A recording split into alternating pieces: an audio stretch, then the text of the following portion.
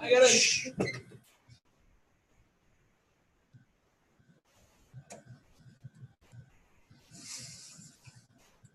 In my Amman homestay home, with everyone speaking Arabic, I turned on Al Jazeera and they were covering in July Hillary Clinton's corporate culture speech that she was doing at New York University. And then when the news of the Iran deal struck, all eyes were on America, and I felt that I hadn't really left my television set that I watch in my own house. And these are all topics that I and everyone on the video conference and everyone in this room is going to have a direct hand in, as we're either 18 or we're close to 18 and we're going to start voting.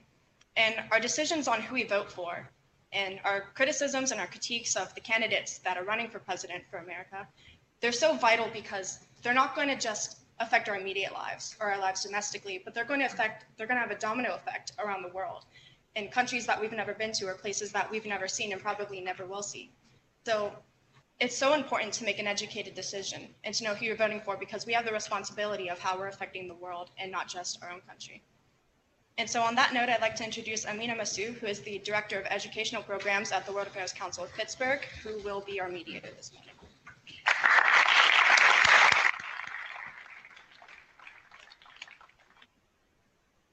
For those really powerful words. It's definitely better coming from you than from me, how important this topic is. So it's really great to be here at Thomas Jefferson. Thank you so much for the warm welcome from Mr. Sefcik as well. So again, I am Amina Masoub. I'm the Director of Education Programs at the World Affairs Council of Pittsburgh. We're a non-partisan, so that means we're not supporting any one candidate, a non-profit organization dedicated to deepening Western Pennsylvania's understanding of global issues. We think it's incredibly important that students are engaged and informed, like Aaliyah said, because the decisions that you make do have an effect on people and places around the world. And we think it's important that you're engaged regardless of which of the candidates you're currently supporting or that you might support. So how many of you, just out of curiosity, those of you participating via video conference and those of you in the audience, how many of you will be voting next November? That's a lot of you, and that's a big responsibility. And even if you can't vote in the next election, you can still do a lot to get people to vote, get your families to vote, get people to register. So there's a lot that you can still do. So as you know, and as you know through your research, foreign policy tends not to be the front and center of any election. However, in elections at home and abroad, as the line between the domestic and the international blurs, foreign policy is playing an increasing role in elections. Already we have seen candidates make some foreign policy statements or gestures, and we expect that over the next 12 months, that will continue. And it's still very early in the election cycle.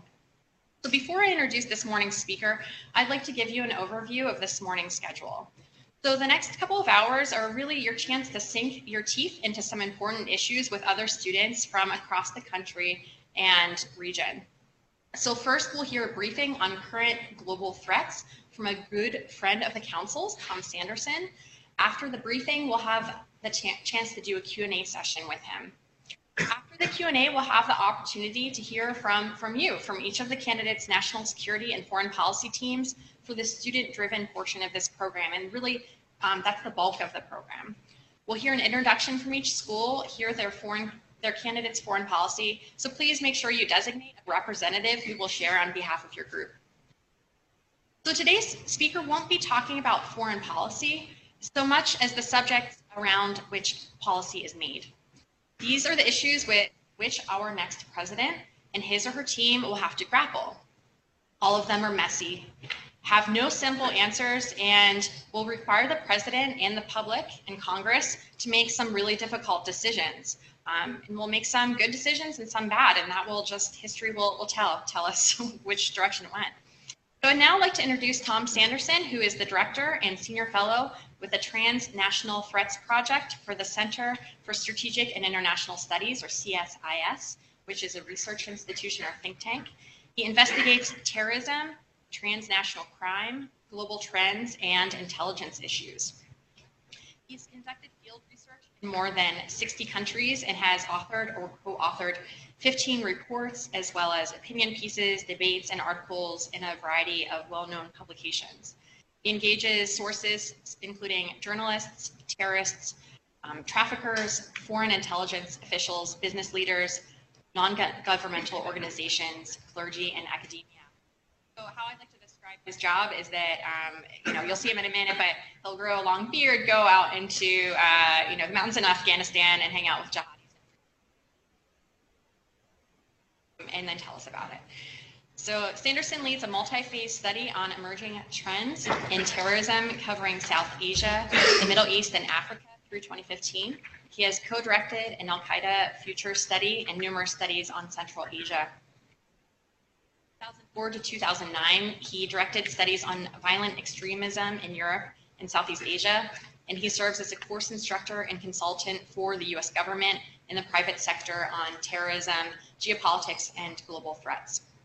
He provides expert commentary for the media and courts of law, and moreover, he really likes to talk to students. So every time he comes to Pittsburgh, we make sure that he has the chance to interface with you. He holds a BA from Wheaton College in Massachusetts and an MA from the Fletcher School of Law and Diplomacy at Tufts. So thank you so much for being with us today. The floor is yours. Great, thank you.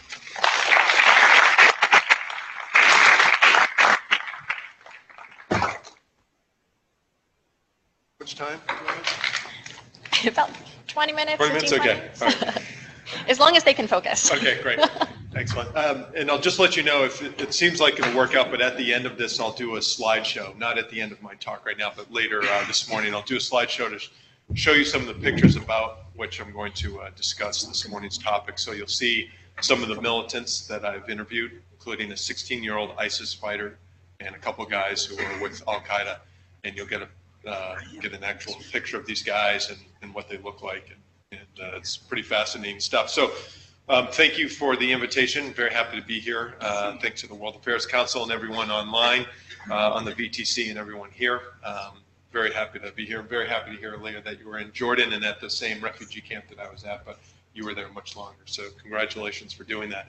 Let me talk a little bit about, first of all, sources, and I'll show you a slide later, but I just want to make sure you guys get a sense of where I'm drawing my information from and the things that you can access. Number one for me is getting into the field and actually on the ground talking to people along the spectrum of militancy. So that means terrorists, insurgents, radicals, religious figures, community and social activists, journalists, foreign service officers from the US, Britain, France, CIA chiefs of station, and then all of the host nation security services. So the military, law enforcement, intelligence, and other forces that different countries use to manage threats inside the country. And let me tell you that sometimes the biggest threats are the host nation security services. They create a lot of the problems and actually engage in terrorism themselves. So it's a real mess out there. So it's field work, it's reading the Financial Times and The Economist. Those are the two best mainstream news sources that are out there, but also looking at things like Vox Media, Vice, Mashable, Huffington Post, War on the Rocks. These are incredible resources for things that I'm looking at. Global Aging Institute, UN and World Bank reports, then US government reports that are really good, and then documentaries from Al Jazeera to France 24, 60 Minutes, Frontline. Field visits over the last few years that I've done, I'm at 65 countries now. I just got back from Mali in West Africa, in Senegal, and then in September I was in Tunisia, which is in the middle of North Africa. It's the #1 source of fighters for ISIS that go to Syria and Iraq to fight with ISIS, and also in Libya. And then I was on the Syrian-Turkey border absolutely, Syrian-Turkey border in April. Okay. So, but I'll show you the slide that shows everywhere else I've been. Methodology. Do desktop research just like you guys do. We go online, we talk to people, we go to libraries and engage in that kind of research. Then we do a lot of media review, conference participation. All the other think tanks in town do these great conferences. Then we talk to people in government. We say, what are your gaps and blind spots when it comes to terrorism? Because folks in government don't have the ability to go into the field the same way that journalists or think tanks do.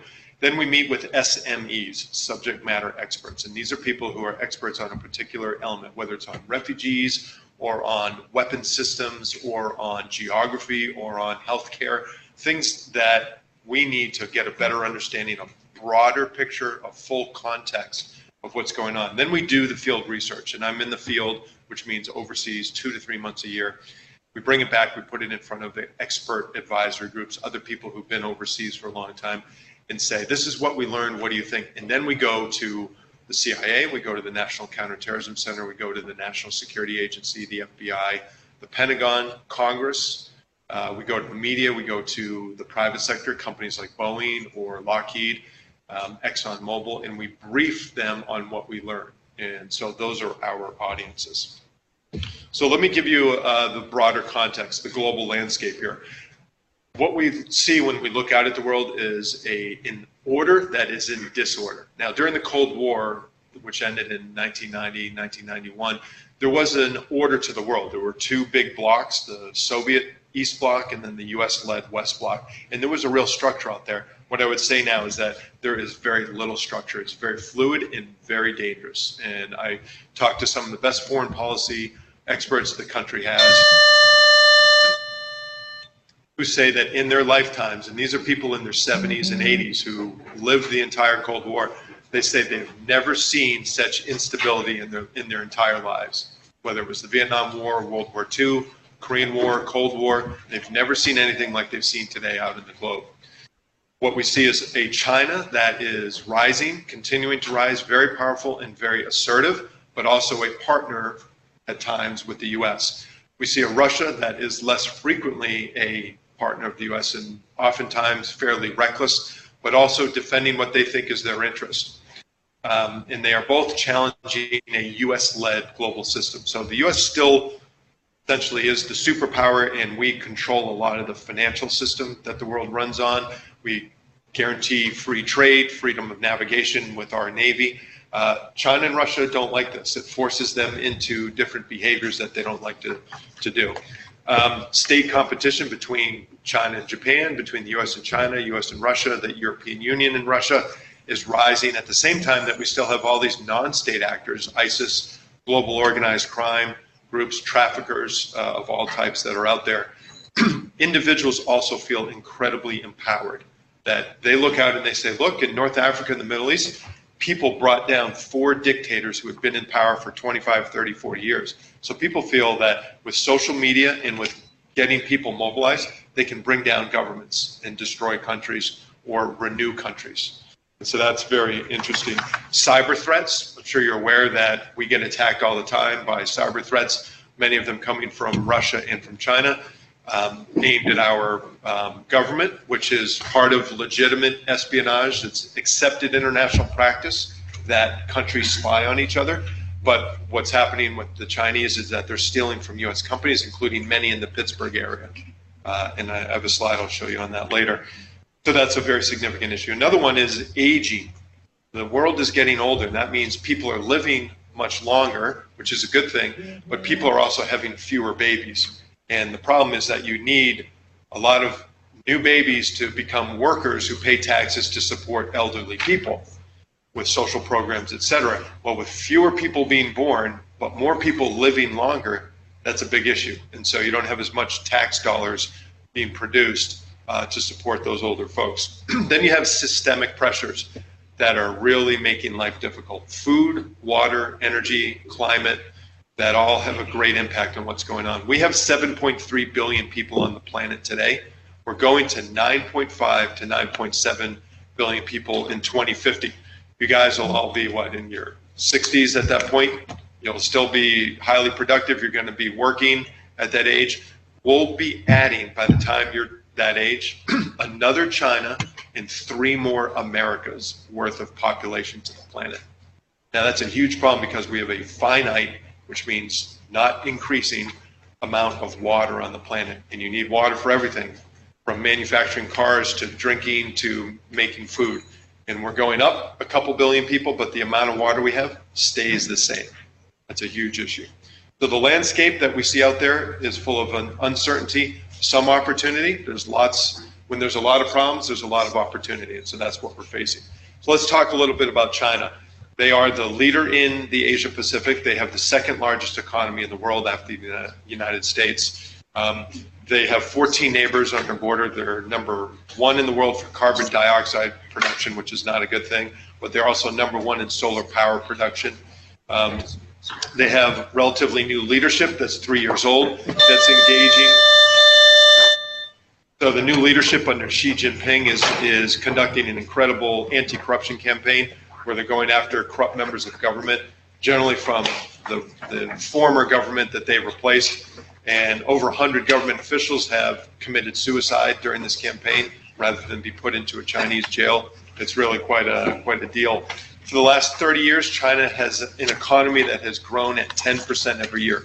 It's unbelievable. They've created a middle class with an additional 200 million people in it. But now the economy is slowing down. It's a big issue. They have a huge amount of coal that they burn. I think Pennsylvania is a pretty big coal state. Ohio and other neighbors too.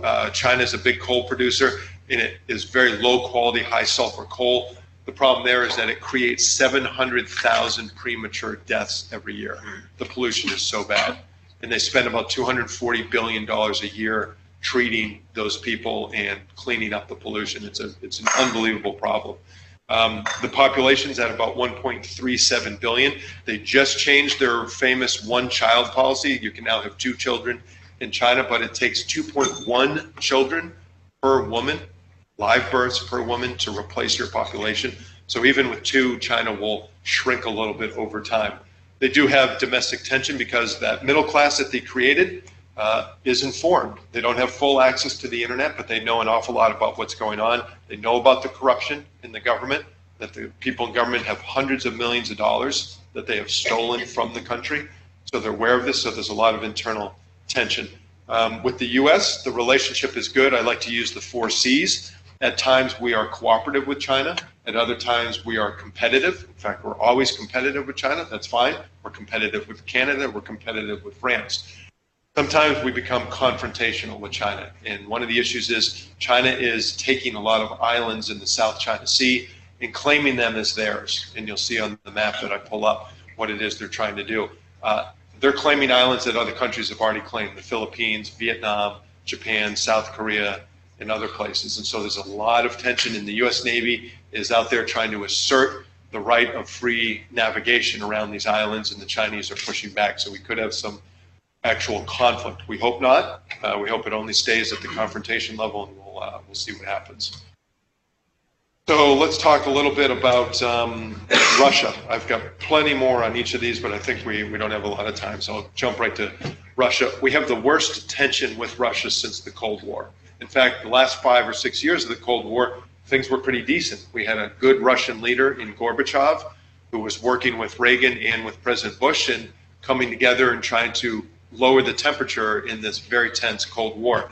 But now Russia feels insulted by what's happened after the Cold War. They feel that the United States and Europe has taken advantage of a weak Russia. Russia was very weak in the 1990s. In fact, at a point from around 1995 to 2000, Russia was depopulating. That is, their population was shrinking at the rate of 7,000 people a day. And that is unprecedented for an advanced industrial country to lose 7,000 people a day. The life expectancy for men was around 52 years of age. And that was due to incredibly bad health, dangerous jobs, and massive amounts of drinking, high levels of alcoholism. So that's one of the big problems. Right now they're in Syria causing a little bit of trouble for us. They're backing what is their interest. Now again, we may be unhappy with what they're doing and they may be causing problems, the Russians, but they're doing what they see as in their interest. So you have to remember that different countries have different interests, but they're supporting an ally. The president of Syria, Assad is his name. I had a chance to sit down with him. You'll see a picture of me with President Assad to talk about what's going on there. But the Russians want to support their interests in the region. Syria buys a lot of weapons from them. They also want to make sure the U.S. doesn't control the political transition process in Syria. There's a civil war there, as you know. 275,000 people have been killed. And Russia wants to make sure that there's a leader that they like that comes into the power structure there. Russia has massive amounts of energy, but because the price of oil is low, they have less power and less ability to spend money on what they need. They have invaded Ukraine. They have taken the Crimea, part of Ukraine, against a treaty. They broke a treaty by doing that. And the world is concerned that they're going to start to take back some of the former states that made up the Soviet Union. So the Soviet Union was made up of 15 republics. Those republics are now independent countries. Lithuania, Latvia, Estonia, Moldova, Georgia. These are places that are independent countries now that were part of the Soviet Union. And Russia, which was the main part of the Soviet Union, is unhappy that some of those states have joined NATO. That's the US-led military alliance. And people fear that they may invade those countries and take them back, which would require the US by law to fight the Russians over an action like that. Ukraine is not a member of NATO. They've been invaded by the Russians and their proxy forces that are internal to eastern Ukraine, and we have not done anything other than send a few weapons there. Let's go to the Middle East a little bit, give you some background there. We've had revolutions over the last 4 years called the Arab Spring. The leader of Tunisia was overthrown. The leader of Libya was overthrown. I think you know him, Gaddafi. The leader of Egypt was overthrown, Mubarak. The leader of Syria might be overthrown. That's Assad. Yemen is in a full-blown civil war. It's been an unbelievable number of revolutions. Millions of people thought this was going to bring in new government, good government, new jobs. Nothing. It's been nothing but chaos for the last 4 years. So there's millions of people with unmet expectations. The big problems: bad government that was there before, bad government that replaced them, and no jobs. The government there is, almost all the governments there are corrupt. And then into this void of no government comes ISIS, Al-Qaeda, and a bunch of militias that say, we are your solution, we provide you structure, we provide you with food, with security, and with governance, and with law and justice. And it is a very harsh form of justice, which includes people being stoned to death, people having their arms cut off, hands cut off, very, very strict areas run by ISIS. The militants that we're talking about in this region have an incredible social media advantage. They put out 90,000 tweets, Facebook messages, and YouTube videos every single day, and we cannot counter that. There are about 9 million refugees and internally displaced persons from Syria. To give you a sense of what that means in the US, it would be the equivalent of 160 million Americans having to leave the country because of the war, going into Mexico or Canada to escape a war. It's really incredible. So ISIS is a Sunni group. Islam is divided into two main groups, Sunnis and Shiites. This is a Sunni extremist group that wants to get rid of Shiites, get rid of Jews, get rid of Christians and others inside their caliphate. They are extremely authoritarian, and they want to essentially hit the reset button on Islam inside this Muslim homeland that they've declared. This is a very, very small part of the broader Muslim community of 1.4 billion Muslims that are a peaceful group of people that do not like what's going on with ISIS, but this is a very, very small group. They largely came out of Iraq. They have Iraqi leadership, and they were able to take advantage of the Shiite government's mistreatment of Sunnis inside Iraq. They govern effectively inside their declared state. They have courts, they have social services, they have media, they tax, they extort, they sell antiquities, they control oil, and they control granary. Their combat capability is incredibly good. They have Iraqi special forces who defected to the group that we trained. We trained the Iraqi special forces. They defected and joined ISIS. They have durable financing. They recruit from around the world. They have 25,000 foreign fighters from around the world that have joined them, and they're very, very effective. Let me just go now into some of the motivations. The social contract, which connects to the last and final section here of governance and bad government. There are no jobs at home, no services, no health care, useless education. There's no dignity, respect, sense of purpose, income, or marriage for these young men that are joining the fight. And they go to the battlefield in order to get that sort of sense of empowerment, purpose, guns, women, which they're not able to have at home, revenge, justice, training. They learn to be snipers. They learn to conduct surveillance, counter-surveillance. They essentially are going from zero to hero, and they're not going to go back. And when they go back, if they do, there's a government there that, again, is corrupt, that has been captured by criminal interests, that doesn't provide education or provides low-quality education, that is not seen as legitimate, and you have a population that is restless, they're fed up, they're informed, they communicate via social media, and they're ready to overthrow any new government. They're much more aware of what's happening and they will overthrow governance that is seen as illegitimate and bad, and it's going to lead us back to the chaos we've seen. So I'll end there. There's lots more to say, but I think my 20 minutes is probably up. So thanks for listening.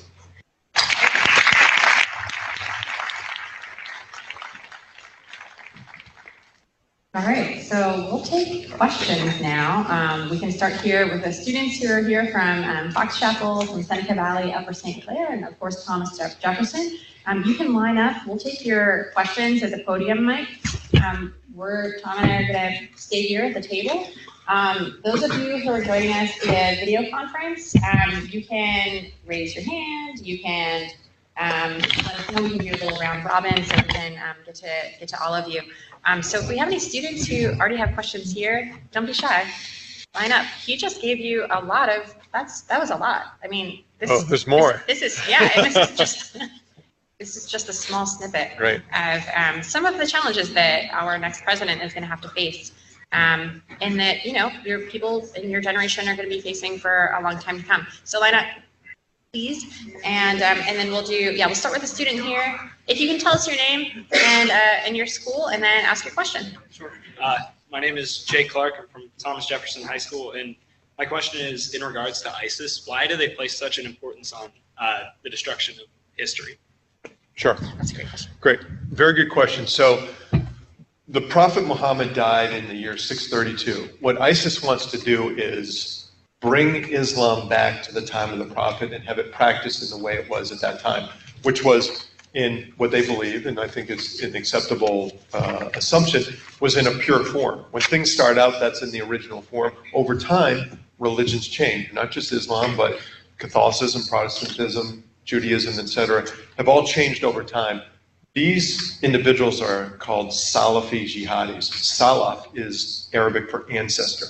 They want to use jihad or struggle, in this case, armed struggle, to bring Islam back to be practiced the way it was at the time of the Prophet Muhammad.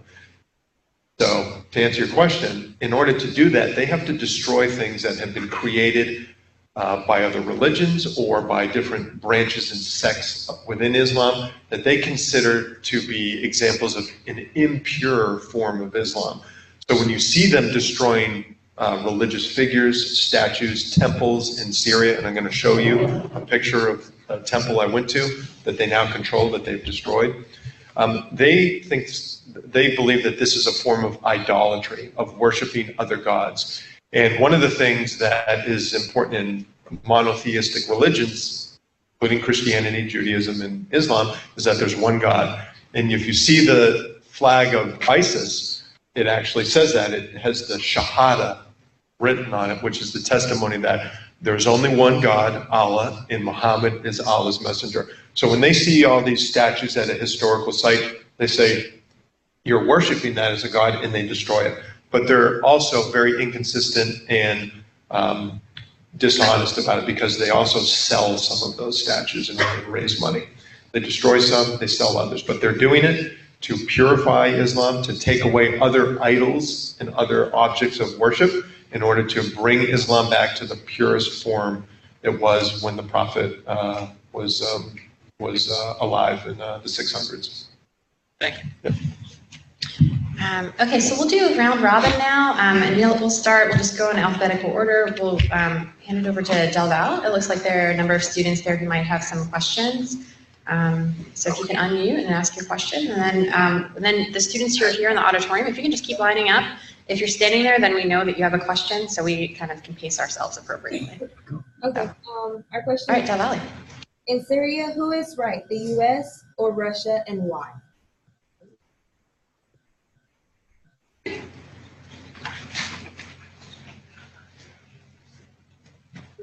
Can you start your question again? In Syria. And make sure you're unmuted. Yeah, okay, go ahead. In Syria, who is right, the United States or Russia? Do you think it's something here? Do you think it's something here? Because I feel like I can almost hear them, but I'm not hearing them. Is there a way for them to send it by instant message? Well, can you hear me now? Just out of curiosity, can you do a quick sound check? North Hills High School, can you unmute your mic and say hi, just so we changed something here late in the game. I'm just curious if it changed something. North Hills in the house? Okay, so okay, the sound is working, good.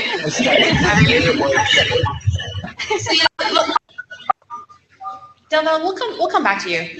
Let's go to another student here. If you can, Sure. yeah, say your name and. Hi, I'm Ariella Meltzer. I'm from Seneca Valley. You said that you met with Assad. Can you just tell us a bit more about Sure. your experience with that? Yeah, absolutely. So the question was if I can talk a little bit about my meeting with President Assad, and I do have a picture of us meeting together, and I'll show that later. So this is a dictator, but interestingly enough, he was an ophthalmologist. He was an eye doctor in London with his wife, who is working for J.P. Morgan and Morgan Stanley. While his father, the dictator, Hafez Assad, controlled the country for 30, 40 years, and he died, and then the family said, got to come back to Syria and take over the country. The belief was, and this was back in the early 2000s, was that Bashar Assad, the president, was sort of leaning a little bit towards the West. And so there was a lot of hope that he and his very intelligent, attractive, bright, fashionable wife, who was on the cover of Western magazines, would be more inclined to come to the Western side. The trouble is that there were major entrenched interests inside Syria that said, no. Our future, our present and future is with Iran, it's with the Russians. We are Shiites, we're not going to the West and going to engage in any democracy.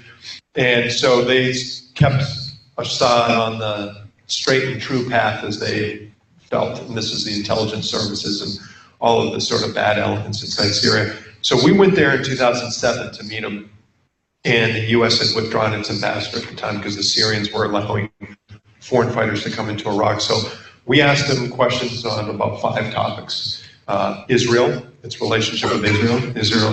Israelis were bombing them from time to time. Their control of Lebanon. Syria greatly controlled much of Lebanon. Its facilitation of fighters into Iraq to attack U.S. soldiers. My line of questioning dealt with CIA cooperation because right after 9/11, the CIA was actually cooperating with those Syrian intelligence services against al-Qaeda. And we were doing that secretly, and Assad wanted it to be done secretly because he didn't want other states and he didn't want the militants knowing that he was cooperating with the CIA, which would be very bad publicity. The Bush administration deliberately publicized the cooperation in order to say, look, even the Syrian intelligence services are working with us against al-Qaeda. It's that dangerous. They did that in order to justify going into Iraq, which was highly unpopular in the U.S. And they did that to say, oh, look, there's a real threat there because the Syrians are actually with us. So Assad says to me, and he used his hands like this, he said, look, even British MI6 is the UK's CIA. They said, even MI6 complains to us that all you do is talk, you don't know how to keep a secret. I found that to be unbelievably hilarious to see this president going like this. But he was confident. He was sitting on the edge of his seat like this, talking to us, very engaging. His English is good, but very kind of a wispy, light voice. But this is a guy who's a doctor in London, and he's an educated man. And he was very confident. He felt he could wait out the Bush administration and hope that a better administration would come in terms of engagement with the Middle East. So he was confident. 3 weeks after we left, the Israelis bombed a secret nuclear site that he was building with the North Koreans. It was very, very early stages, but the Israelis caught wind of it, sent in F-15s to destroy it. And we had asked him during the talk, are you considering weapons of mass destruction on the nuclear level? Of course, he's not going to say yes. But nonetheless, we asked him, he said, oh, no, we don't believe in that. And then the Israelis said, oh, well, we do. And they bombed him right after we left. So it was a fascinating place to be. After that, we drove up to Palmyra, some of the world's greatest ruins, and visited them. ISIS now controls those ruins. And at the amphitheater, an ancient historical amphitheater that they unearthed only 10 years ago, ISIS lines up their prisoners and executes them at this place. We'll see pictures of it. Thank you. You're welcome. We can actually do some screen sharing, so we can actually pop that in here and do great. some screen sharing. Good. Okay, so we'll turn to Delval, and if you could unmute and ask your question.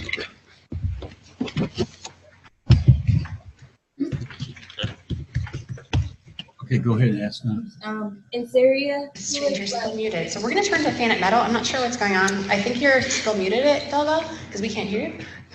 So let's turn to Fan at Metal and see what kind of questions you have. What do you think about a solution for China building their man-made islands to U.S. soils? Can you hear us? Yes, please repeat the question. What do you think would be a good solution for China building their man-made islands on U.S. soil? Islands. Oh, yeah, it's a tough one. I'm sure there's a simple answer to this. Yeah, absolutely. And if you can remute your mic at Fan at Metal. Thanks. Okay, so if we can put this in, if you don't mind putting that in and pulling up the biggest file that's in there. It's about 800 Sure. megabytes. Okay. And pull that up and I'll show a picture of the islands. So what China's doing is China feels that as they were an inward-looking country during the 21st century, 20th century, that other countries were able to take advantage of all the islands that are in an area called the South China Sea in other parts of Asia. And now that China has a powerful military, they're the number 2 spender on the military in the world after the United States.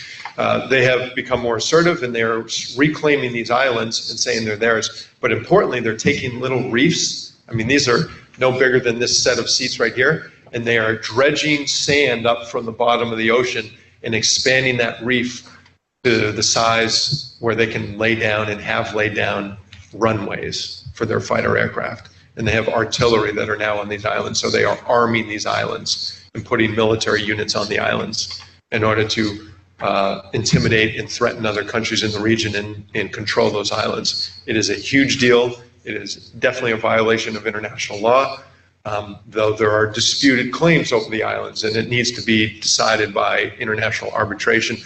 What do we do about that? We continue to keep the U.S. Navy flowing among these islands and pushing back against the Chinese claim that they have a 200-mile zone around the islands, inside of which you have to ask permission. The U.S. said no, the internationally recognized limit is 12 miles, and we are going to sail through these areas. We're going to fly our planes over them, including B-52 bombers and P-8 spy planes, and show that no, we're going to maintain freedom of navigation for our Vietnamese friends, for the Malaysians, for the Filipinos, et cetera, et cetera. So that's what we have to do, is continue to maintain a very strong military and diplomatic presence in Asia and push the Chinese to settle this under international law and to stop taking these islands. They're really, really overdoing it, and it's a dangerous policy. And the reason why they became so aggressive in this realm is we were so focused on the recession that came in 2008 and the battle against ISIS and Al-Qaeda that the Chinese took advantage of our distraction. And the U.S. has reasserted itself in Asia now, so that we're challenging that. It's a very big problem with the Chinese. All Okay. right. And Did you we find can, that? yeah, I think so. Yeah, so Okay. we can some content here. Yeah. Okay. So let's Switch seats, maybe. let's turn now. It looks like we have a number of students lined up. So if you can say your name and ask your question. Hi, I'm John Altwater, representing Claire. My question is concerning the recent Russian jet that was blown up over the Middle East. What do you think the reaction from the Russians will be, and what do you think the reaction from the U.S. will be? Okay, let me get to that in a second. Okay, and I can do the screen share. Okay, great. You can switch. Okay, great. So if this is this on? Sorry. Doesn't seem like it is. Yeah. Okay, so the question is, what happens if that airplane was destroyed by a terrorist explosion, a bomb on board? Let me give you a little background.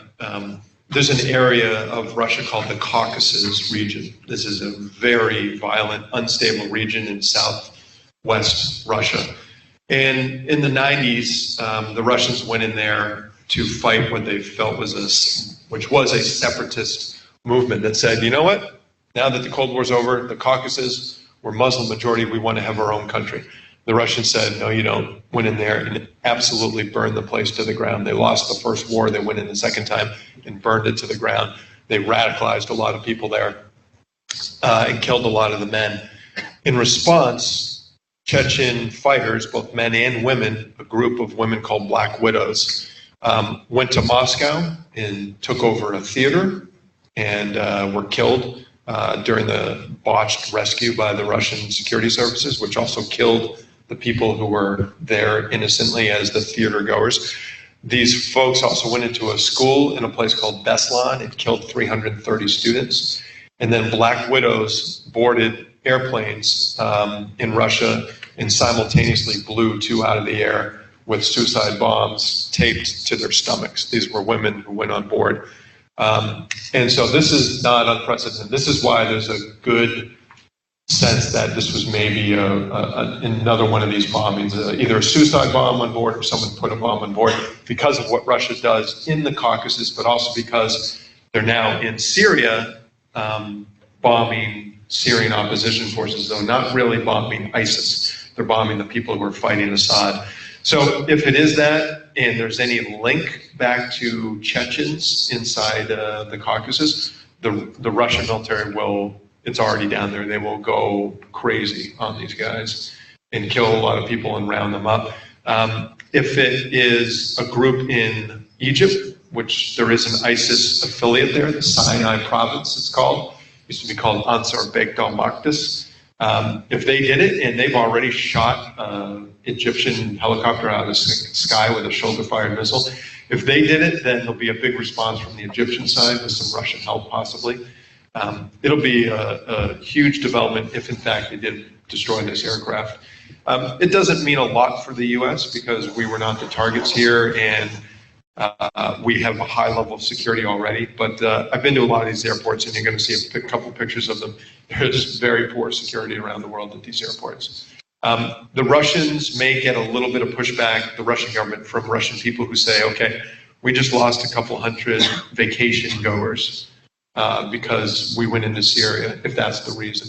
Why are we losing citizens because of that? It doesn't make sense to some Russians that they would lose people over going into Syria.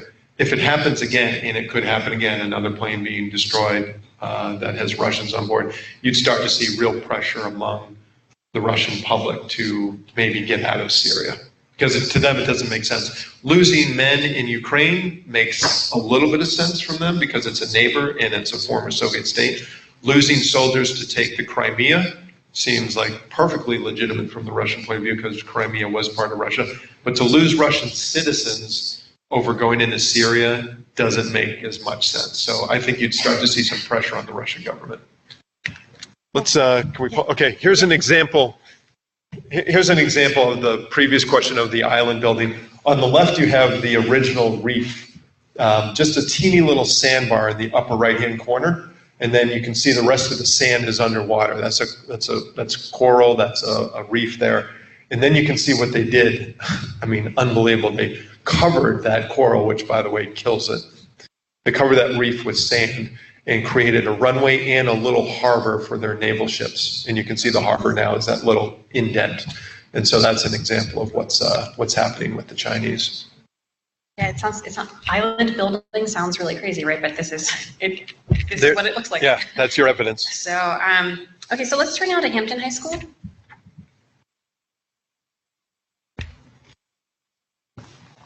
If you can unmute. Can you hear us?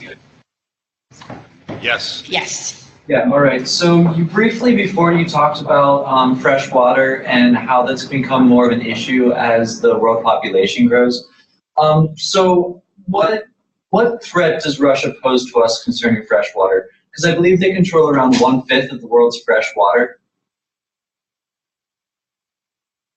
What words you said? Yeah, but the actual last words that he said. So I was just saying how Russia controls, I believe, around 1/5 of the world's fresh water. So how does that pose a threat to the United States and the world? It does not pose a threat to the United States because we do not get water from the Russians. It doesn't mean that Russian control of water also doesn't impact us in other ways. So there are two countries that control 20% of the world's fresh, unfrozen water. They each have 20%. And you're right to point out that Russia is one of those countries. Canada is the other one. And we actually import a lot of water from Canada.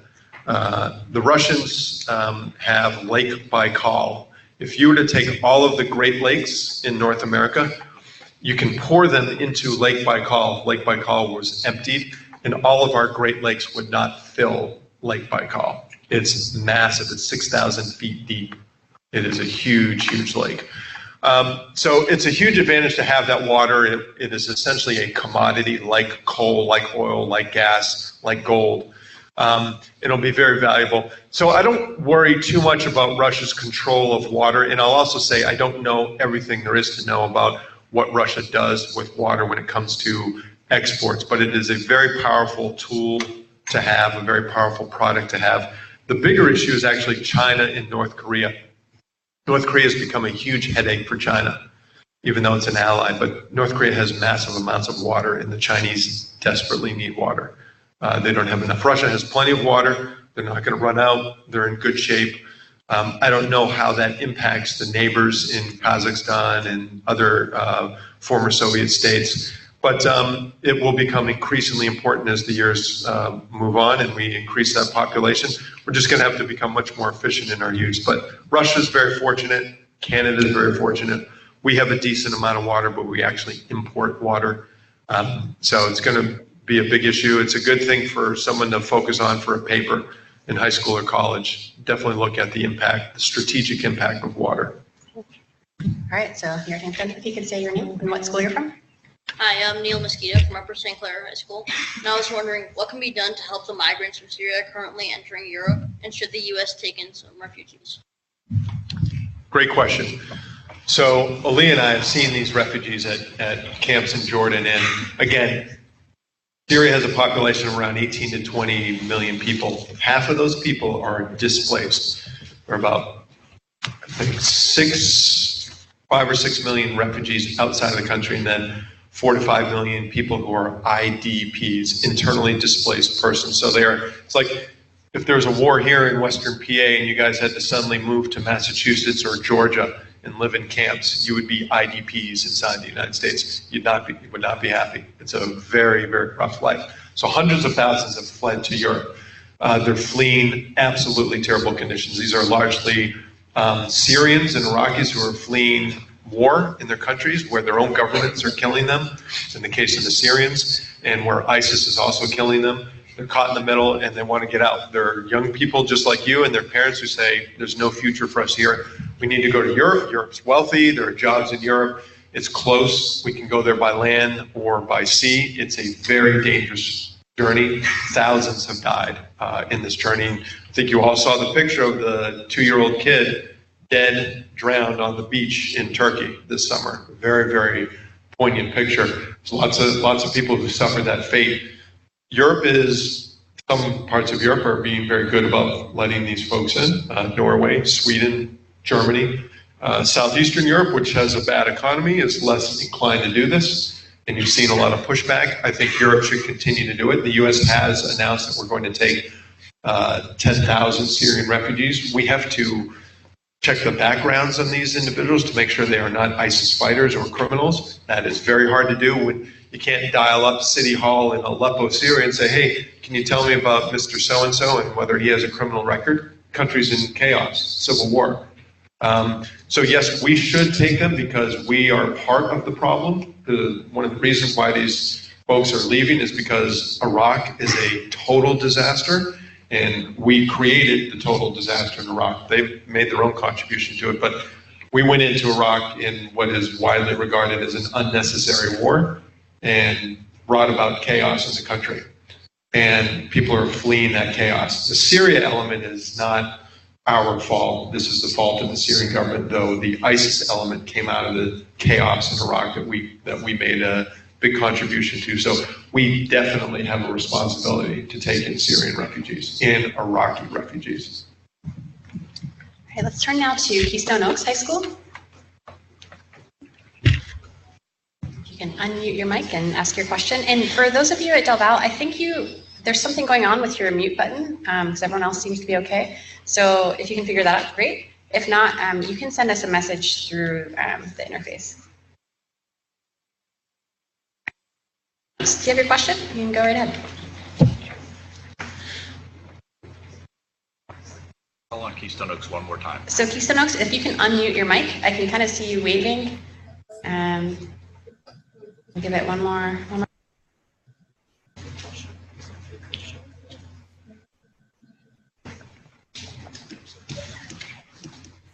All right, while you're figuring that out, we'll take one more question here at Thomas Jefferson. I'm Rishan Sharma. I go to Seneca Valley School District.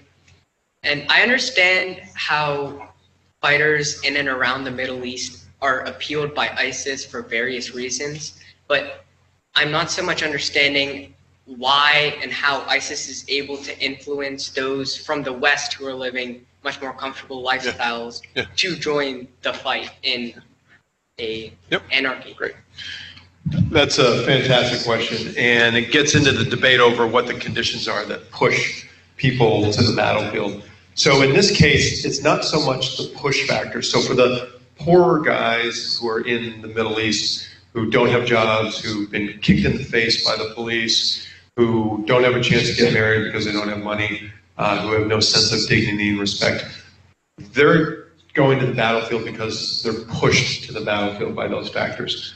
For the people who are in the West or the UAE, the Emirates, where you have incredible wealth, or Qatar, the highest per capita income in the world, there are people who join ISIS and Al-Qaeda, but they're wealthy people, or they're at least middle class from the US, Canada. Those people are pulled to the battlefield. They're not pushed by their local conditions, generally. They're pulled because for them it's not an issue of getting training, getting guns, getting revenge, all of those kind of things that you see pushing the young men from the Middle East. This is about, in some cases, a religious motivation. People see the designation of this land as a caliphate, as something that's purifying, and they want to go and support this. So for them, it's a theologically driven motivation. Others want to go there because they also want to engage in combat. And it doesn't matter whether you're poor, middle class, or rich. Some people want to engage in combat. They want to kill Shiites. They want to kill Assad. They want to kill American troops or Russian troops, whatever it is. So they're driven by motivations that may be similar to guys in lower classes, but they're also driven by political issues. They think it's the right thing to do. They think the West or countries like Iran or even the Saudis are illegitimate countries, and that the establishment of this Muslim homeland is a legitimate cause, and they're going there to defend Sunnis from the onslaught of Shia forces from Iran and Hezbollah out of Lebanon. So there's lots of motivations on different levels. There are dozens of them, and they drive different people in different ways. You do not have to be poor and down on your luck to want to go to battle. People are driven by the religion, by a theological motivation, by politics, by a sense of revenge, a sense of justice, a sense of wanting to support what they think is a real Islamic state, a pure emirate. All right, thanks. Let's try Keystone Oaks again, if you can unmute, and let's have you ask your question.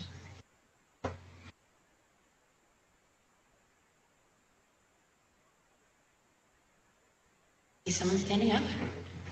I'm not hearing you though. Yeah, it's really strange. If you're, I can see you typing. Are you typing something? Are you sending something to us? Okay, cool. We'll try that. Okay. Did they type a question? Yeah. Well, yeah, we'll take another question here. Okay. Yep. Go ahead. Hi, my name is Paul Abrams, and I go to Upper St. Clair High School. I was wondering if you could describe some of the field work that you did in Senegal and Mali. Sure, absolutely. Let me pick up some slides and run through the Mali field work. So in Senegal, this is in West Africa. It's a country that is a great partner of the United States. We host a lot of counterterrorism conferences and workshops in Senegal. The government runs fairly well there. Mali is the big issue. It's a huge country, 3 times the size of France. They had a separatist movement in the north by the Tuareg rebellion. A lot of militant groups that came down from Algeria, including Al-Qaeda in the Islamic Maghreb, called AQM. And then they had fighters come back from Libya after the revolution took place there. Had lots of different militant groups there. They took over half the country. The military in Mali said, hey, Mr. President, you're not doing a good job. They overthrew him in a coup. And Mali was a former French colony. France had 19 colonies in Africa. The French saw this and said, woo, no one's in control. They sent their guys in, their combat forces in, and started to battle all these forces, and they did a very, very effective job. So what we're looking at there is the nature of the groups that are active, how the French and other countries are doing in combating them, how the region's coming together to conduct both counterterrorism, which is the hard end of the battle, in counterinsurgency, in counter-violent extremism, which is about bringing opportunities to these young guys so they don't join the groups and whatnot. So let me take you through some slides and show you, because this will be a good chance to answer your question with some visual evidence. Yeah, and while you're doing that, we'll trade places. So Keystone Oaks and Del Valle, actually, I had accidentally muted you or something, I don't know, but we'll be able to go to your question shortly too. So I'll ask for you to talk in a second. In fact, since we have everyone online and able to see, folks online are able to see it, okay, on the BTC. Hold on. You just need to go down. I can't reach, so hit this thing, hit the blue one. And then just click, hit share screen. Okay. And then go back. And then I think PowerPoint. Okay, cool. And I can put that on a slideshow. Yeah, so they should, they're all able to see it now. Yeah, but I can expand it or not. Yeah, I think so. Yeah.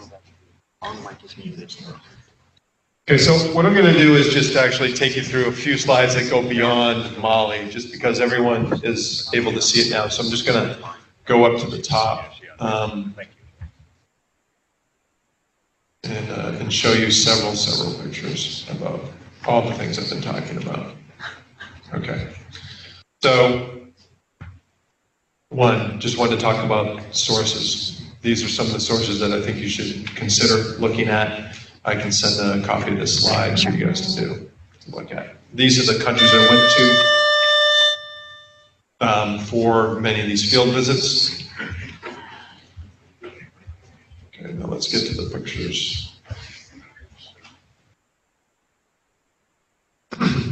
Okay, this is the anti-corruption campaign. This is the former head of all security services in China, who's been arrested under corruption for having hundreds of millions of dollars. This is the pollution in China. This is Shanghai. Unbelievable disaster there and across the country, especially in wintertime. You can see the lack of water in western China. It looks like this in so many places. That's a picture I took in the west. This is a huge glacier in western China. The Urumqi Glacier has lost 40 feet of thickness. Now glaciers melt and they provide the rainwater, water for food and sanitation. They're not being replaced. That glacier does not rebuild. This is Tibet, where there's a lot of tension. Let me get down to some more. We mainly want to see the pictures of you with Assad. Okay, yeah, we'll get to Assad for sure. The island building. One of the spy planes, we fly close to the islands. China now has its own aircraft carrier. This is one of its first launches of aircraft off the carrier. Some of the Chinese weapon systems that we're concerned about, Russian destroyers they bought. This is where China claims its territory in that red line, all the way out from China, all the way to the shores of the Philippines, Brunei, and Malaysia. This is an incredible land grab. It says all of the islands in this area are ours. It just does not make any sense. This is the system they tried to use to back the U.S. off of its coast, to keep the aircraft carriers away. Russia and China have conducted a lot of deals lately. This is a big issue in terms of trying to challenge the U.S.-led system. China very active around the world, trying to build a new canal in South America, working with the Germans, with the UAE in the bottom corner, that's the United Arab Emirates, and then with the African Union on the top right. They're reestablishing the Silk Road, an ancient trading route across the region to tie it together economically. Go into the Russians, that's the Kremlin there, where Putin sits, his power. These are the attacks that the Russians just conducted in Syria from the Caspian Sea in the top. They launched cruise missiles 900 miles into Syria. Some of the battles inside Russia over Ukraine and the Crimea. The Russians provided a missile system for the separatist forces in eastern Ukraine. They thought they were shooting a missile at a Ukrainian Air Force plane. They accidentally shot down a Malaysian Airlines Boeing 777, killed a couple hundred people on board. Putin there with the leader of Ukraine. These are Topol nuclear missiles that the Russians are using to threaten the neighbors. That's Assad in the top right there with Putin on a recent meeting. A memorial there to Soviet soldiers who died in Afghanistan. And we'll get down to Assad here in a minute. That's Egypt during the revolution. That's the headquarters of the president's political party, torched by people. This is Israel, the Western Wall, Dome of the Rock. Tons of tension there. So there we are with Assad. That's him on the left, me in the tan suit with two of my colleagues and then one handler, one Assad guy there to manage the meeting. It was fascinating to be there. Go down some more. Okay. All right. This came up earlier. The declaration of the oneness of God. This is the ISIS flag. That is the Shahada. It's one of the 5 obligations of being a good Muslim, is you have to declare that there is only one God, Allah, and the Prophet Muhammad is his messenger. And that is what's on the ISIS flag. The Shahada is also on the Saudi flag. It's on a number of flags. And we're going to get to the Mali, to your actual question, the Mali field work. So here's Palmyra, the ancient ruins, one of the greatest in the world, taken over by ISIS. These are old burial chambers. They're going to be blown up. That's a castle. Will also be destroyed at some point. That's the entirety of Palmyra there. It's massive. This is the amphitheater where ISIS conducts its executions. Delta Force that went in to kill the chief financial officer of ISIS and just lost one of their operators last week during a battle. There's an F-22 strike on an ISIS compound, dropping ammunition for the Kurdish Peshmerga forces that we support. One of the Reapers we use, drone to strike ISIS and Al-Qaeda. These are the Russian forces that are inside of Syria now. Those are areas controlled by ISIS and others. Down to Mali. Some good figures on water here.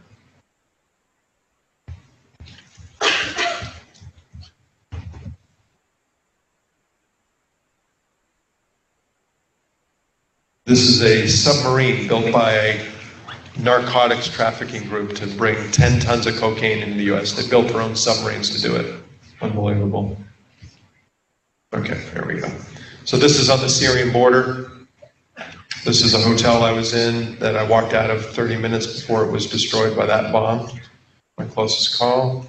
This is the Turkey-Syria border. Residents going back in.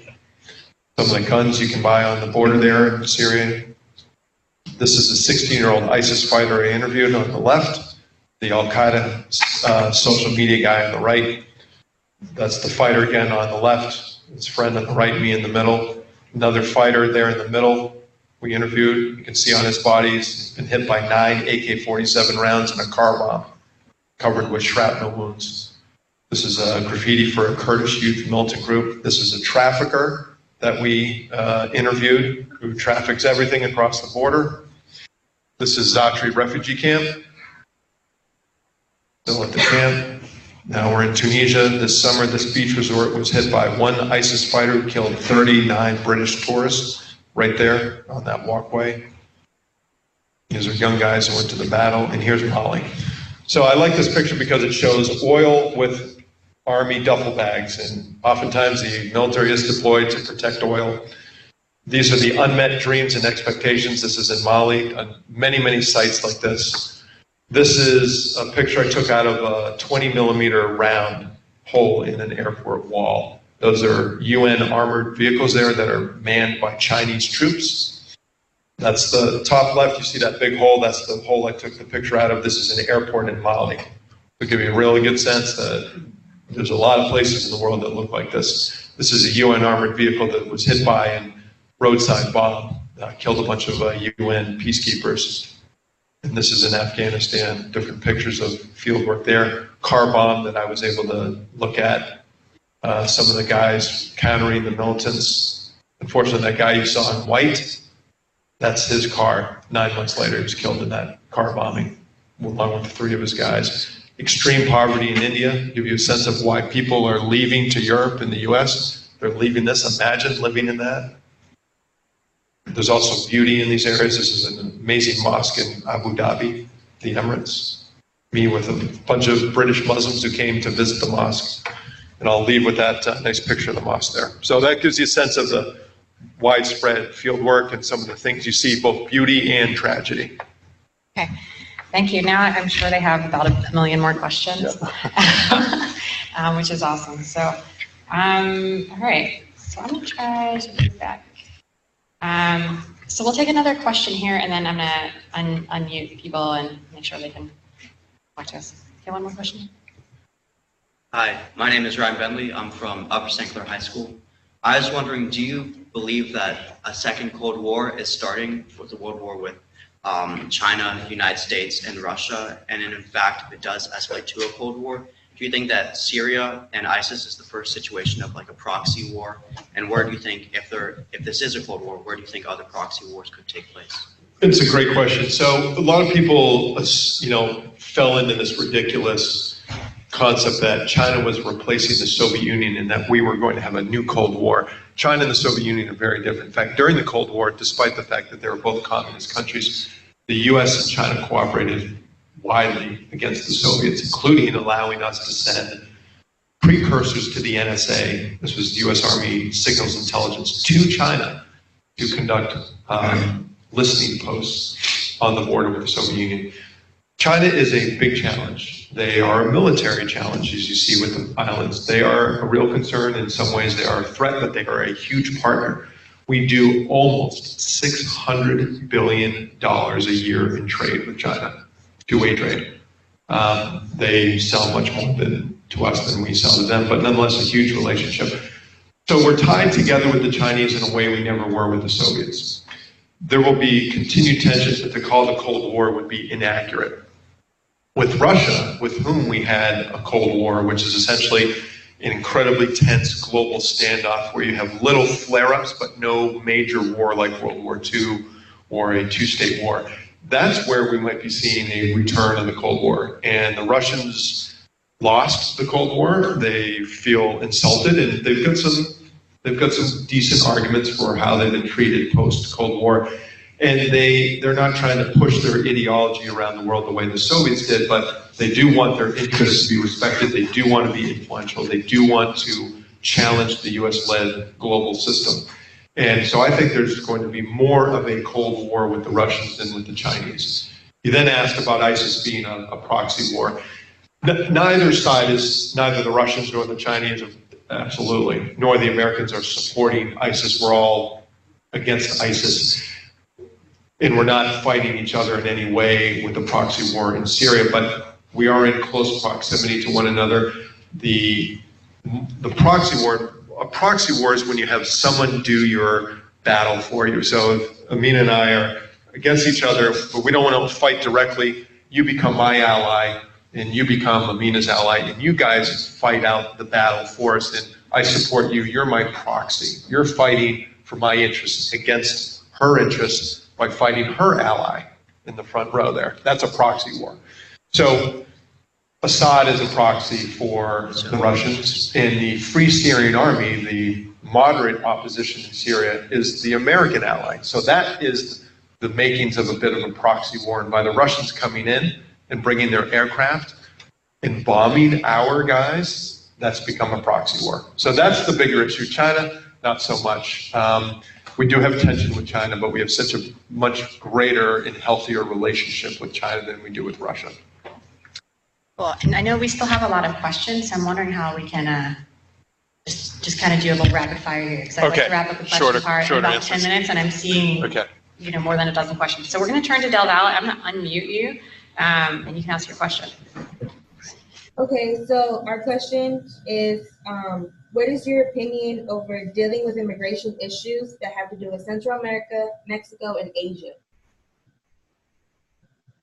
I couldn't really. So immigration issues, what's your opinion of immigration dealing with Central and South America and Asia, I think? Sure. Well, I'll address, I don't cover that part of the world, but I do obviously have my own opinions on it. So people fleeing Honduras, which has the highest murder rate in the world, people fleeing the gangs, MS-13 in El Salvador, and they happen to be all over the US too, are similar to people fleeing the battlefield in Syria. They are desperate people. Some of them are fleeing economic hardships. They're coming to the US for jobs. There's debate over that, whether they're taking US jobs or not. A lot of people are fleeing crime, they're fleeing gangs, they're fleeing corrupt governments, they're fleeing narco traffickers. They are fleeing what will almost certainly be an unbelievably terrible life and possibly death. So I think that individuals fleeing those kind of hardships should be let in. I don't think we should have wholesale open the doors. I think you need to have an organized process. We are an immigrant country. Just do your family tree and you're going to find out you're very unlikely to have had a family that was originally from the US unless you're fully Native American, okay? So everyone's an immigrant in this country, basically. So we all came from pretty bad conditions and we should be sympathetic to people coming from pretty bad conditions. But there should be a process. People should not just be able to walk into the country.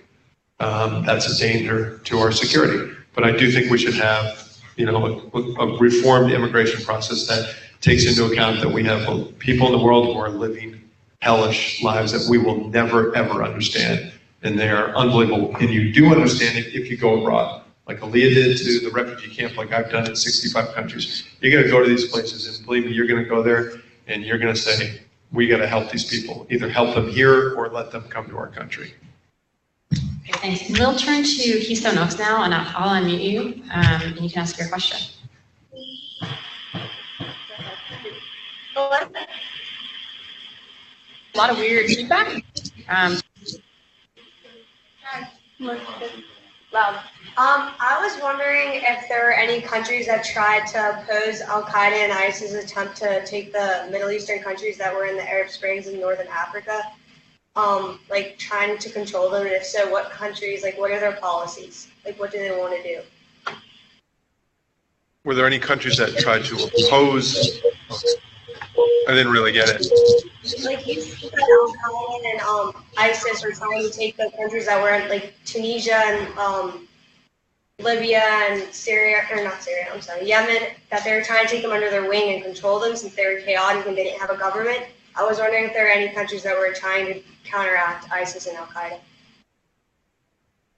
Oh, so any countries trying to counteract ISIS? Yeah. Oh yeah, all of them are. So all of these countries are trying to counteract ISIS. When I say that Tunisia is the #1 source of foreign fighters, that is definitely not the government supporting people joining ISIS, though there are indications that these governments are very happy to get these fighters out of the country and hopefully have them die on the battlefield so they don't come back to their country. But in these countries, they are threatened by ISIS. And so those countries are trying to kill them, though at times they see an opportunity to manipulate a group by enabling them in some way or supporting another group or somehow not going after them right away because they're being used to kill another group inside the country that the government also doesn't like, but likes even less than ISIS. So yes, oftentimes those countries are doing things to defeat ISIS, but they're doing so many other things that enable people to join ISIS by being bad at government, by being repressive, by not creating jobs, by not creating educational opportunities, which strengthens ISIS and Al-Qaeda. So by doing all those things, they're self-defeating. And let me tell you, these governments are lousy.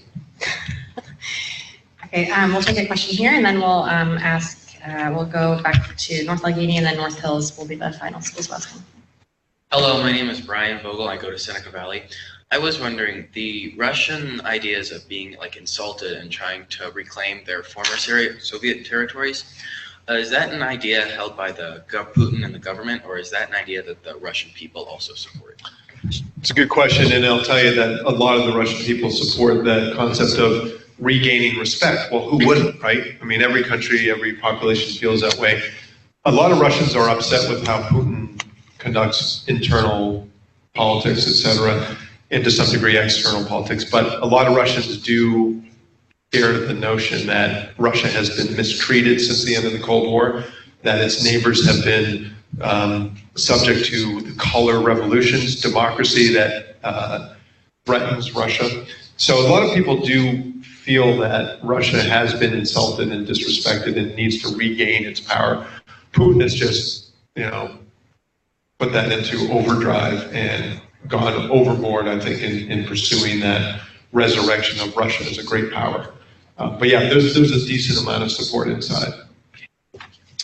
All right, North Allegheny. Hey, I'm Mike Winters, here from Allegheny, and I was wondering, do you think ISIS is overshadowing Al Qaeda and the Taliban and other, former enemy number one out there? Like, I know the Taliban recently had a new splinter group that was established, and we've taken out bin Laden a few years back. And do you think that these other groups are in decline, and that we could, there's more of a chance that those conflicts more towards the Pakistan and outside the Middle East have a chance of being resolved? Good question. So there's no doubt about it. ISIS is at the vanguard, at the front of the global terrorism movement. They have upstaged Al Qaeda in every way, except for probably one way, which I'll get to. But they have a massive social media capability that Al Qaeda never had. They have declared a Muslim caliphate, a Muslim homeland. Al Qaeda never got that far. They have taken the battle right to the Iranians, to Shiite Hezbollah, to the Iraqi military, in a way that Al Qaeda never did. ISIS is different than Al Qaeda in that it focuses on a local homeland and not striking the United States per se. Though they would like people inside the United States to conduct operations. Al Qaeda definitely wants to go to the U.S. and cause death and destruction, as they did. And they did in a big way at 9/11.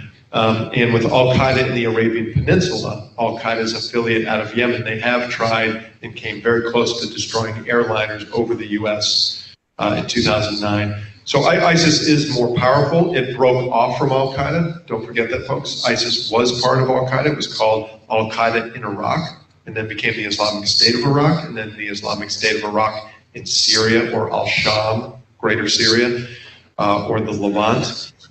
So they were part of it. They are in the lead for sure. They're a more powerful and capable group right now. And the Taliban are separate. They are becoming a bigger problem in Afghanistan. They're regaining territory. They have been an Al Qaeda partner for many years, but some folks inside the Taliban support ISIS. So they're not exactly partners, but they're all in the category of problem actors. That's for sure. All right, and North Hills, I'm not actually seeing them on here. If you're there, unmute and ask your question, please. Okay, our question is, with the election coming up pretty soon, how do you think that the other countries will view the United States with the new president, with the new administration? Well, it depends on who that new administration is. I've been overseas a lot, and I hear a lot of feedback. And most people are unfamiliar with the candidate, so it's hard to know how they will react to individuals who could win the presidency. They do know Hillary Clinton exceptionally well. She was Secretary of State. She traveled to 130 countries. As the First Lady, she traveled to, I'm sure, close to 100 countries, if not more. She already has presidential stature. She is widely respected. People know she is tough, that she called for the Syrians to be attacked. She debated that with President Obama. Obama said we're not going to attack them for the chemical weapons red line issue. She said we should. She's a liberal interventionist, which means she's willing to use the military to come in on the side of human rights and victims, et cetera, et cetera. So the world knows Hillary Clinton. They respect her. Countries think that, many people in countries think that she would be a formidable president and would be tough and effective. let's see, the only other person they really know, unfortunately, is Donald Trump. And I say that because it's unfortunate, because the message that he's given to the world is that he's extremely coarse and unsophisticated, even though he's not an unsophisticated man. He's a very sophisticated businessman. And I happen to like the fact that he says things that the rest of the politicians won't say, and we need more of that. But what he says is oftentimes ridiculous, unrealistic, and just does not make sense. And so that's the only other voice that they really see in the news, because the news is covering him, because he's entertaining, and he says crazy things like, I'm going to tell the Mexicans to build a wall and they're going to pay for it. That just, it's not the way it's going to work. But it, of course, gets lots of people to listen. So those are the only two candidates that they really know. And those are two widely divergent candidates. Great, thank you. So now let's do a rapid fire. Can you take 10 questions in a row? If you can write them down. Yeah, do you want to write? Okay. So let's just take all these questions, and because I have a feeling there has been some overlap in the questions, and so I'm wondering if we can somehow synthesize all of them. Yeah. Go for it. So your name and your question. My name is Max Moore, and I'm wondering if you think... This is Mike. Just a keyword, couple of keywords. Go ahead. My name is Max Moore, and I'm from Seneca Valley. I'm wondering if we should continue being allied with Saudi Arabia. If we should continue being allied with Saudi Arabia, number one. Okay, great.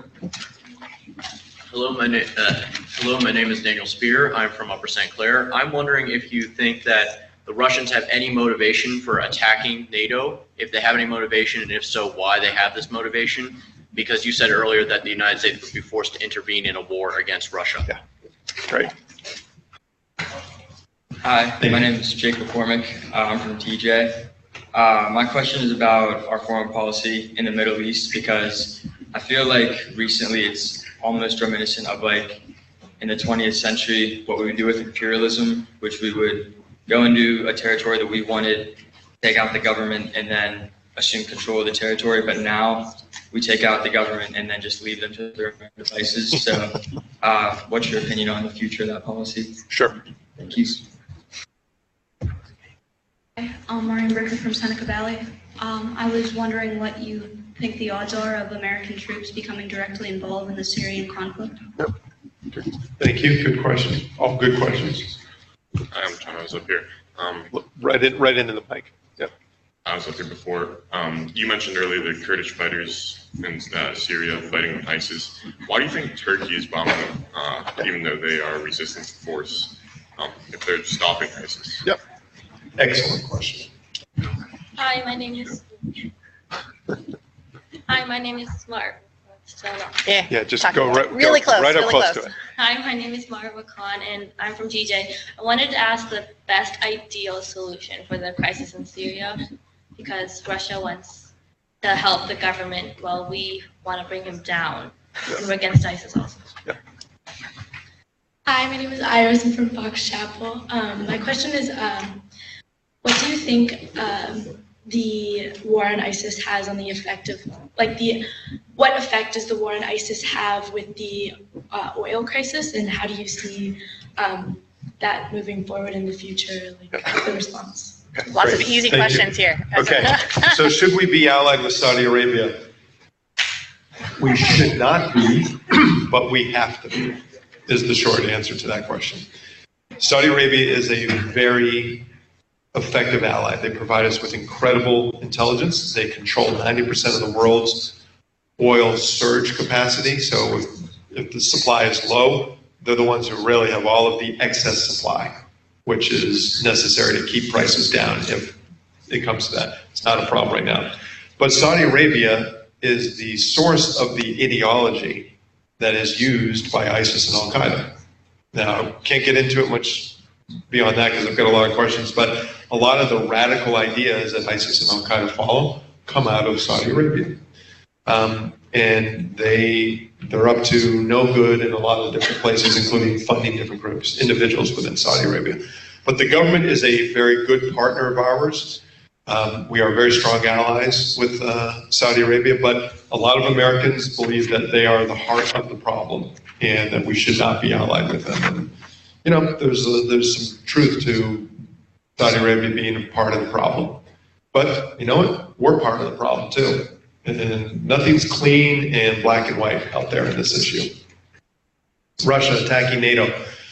If Russia attacks one of the, I think, 26, 27 members of NATO, by Article 5 of the NATO treaty, we have to defend that country. Absolutely. Like, U.S. soldiers are going to go to that country and fight Russians. We have to. It's the law. If we are attacked by a country, they have to come and defend us. It is a very important treaty that we have with them, the most important treaty that we have in the globe today. Russia could grab the three Baltic states, which are members of NATO, which used to be part of the Soviet Union, which were involuntarily part of the Soviet Union. The Soviet Union took them over. Lithuania, Latvia, and Estonia. They have very large Russian populations. The Russians could use that as an excuse to come in and say, oh, the Russian majority is under siege and under attack. They're being repressed. And we as Russians are going to come in and defend our Russian ethnic friends and family and take that over. If they did that, the U.S. would go to war with Russia. And that would be a big problem, to say the least. That would be quite a step for the Russians to take, but it's not impossible that they would do that. Foreign policy in the Middle East, we do not have one. We have a lousy disposition and approach to the Middle East. We have to be friends with dictators because of some of the things they provide with us, yet that leads to a lot of instability. We went into Iraq in 2003 in a war we did not need to do. We were in Afghanistan in a war we did have to do because Al-Qaeda attacked us from Afghanistan. And then the Bush administration pulled forces out of Afghanistan into the Middle East, into Iraq. We brought democracy to Iraq in a very naive way, thinking that democracy was the best antidote to extremism and terrorism. That's what Bush said. Now, it took us a long time to get democracy right in the U.S. We went in there into Iraq, which is Shiite majority, but was ruled by a Sunni minority dictator, Saddam Hussein. And we gave them all the right to vote. Well, what happened? The majority won. And that was the Shiites, who were always repressed and beaten up and killed by the Sunnis. Well, when the Shiites got into power, guess what they did? They didn't all of a sudden put their arms around the Sunnis and the Kurds and say, let's make this work together. No, they started to kill the Sunnis who had repressed them. Okay, we brought democracy, and that brought total chaos and corruption and Sunni marginalization inside Iraq. It was a huge mistake that cost us $1 trillion in direct costs we've already spent, and will cost another $1 to $2 trillion over the lifetime of all these veterans who need health care, etc. We spent $35 billion training the Iraqi military.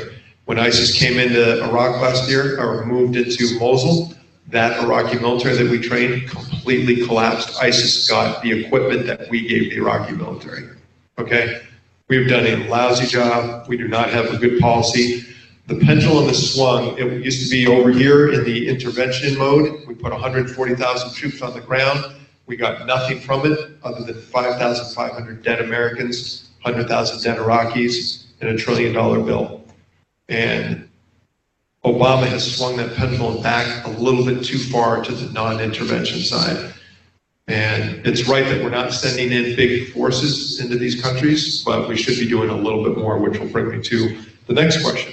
U.S. troops in Syria. The president just announced that 50 special forces will go in there. That's a very small amount. We already have special mission forces, that's SEAL Team 6 and Delta Force and a few others, that go in periodically on raids to kill key people or to rescue hostages.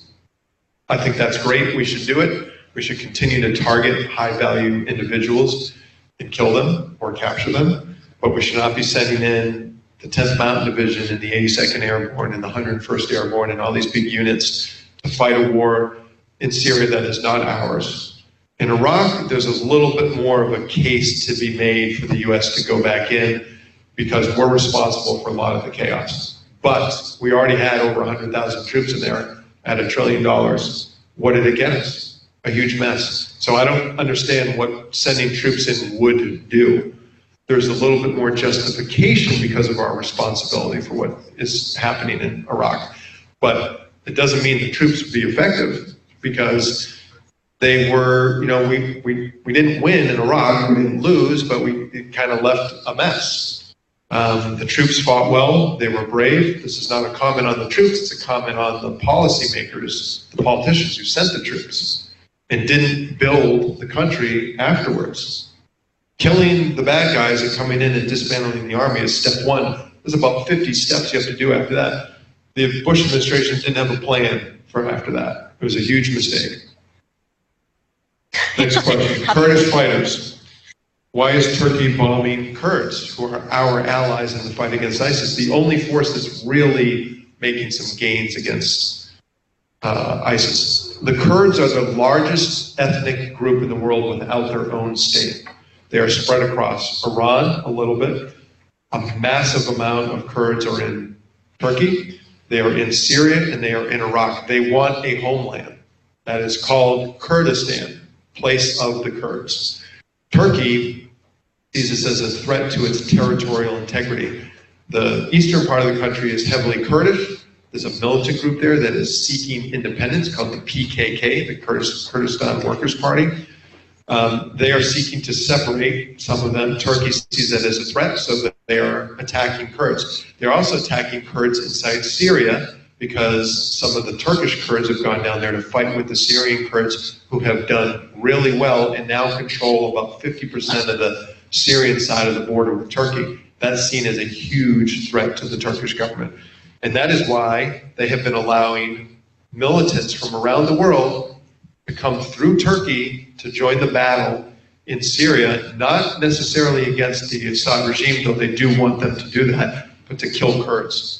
So they're letting fighters in that we think should not be let in, that we are trying to kill or prevent from going.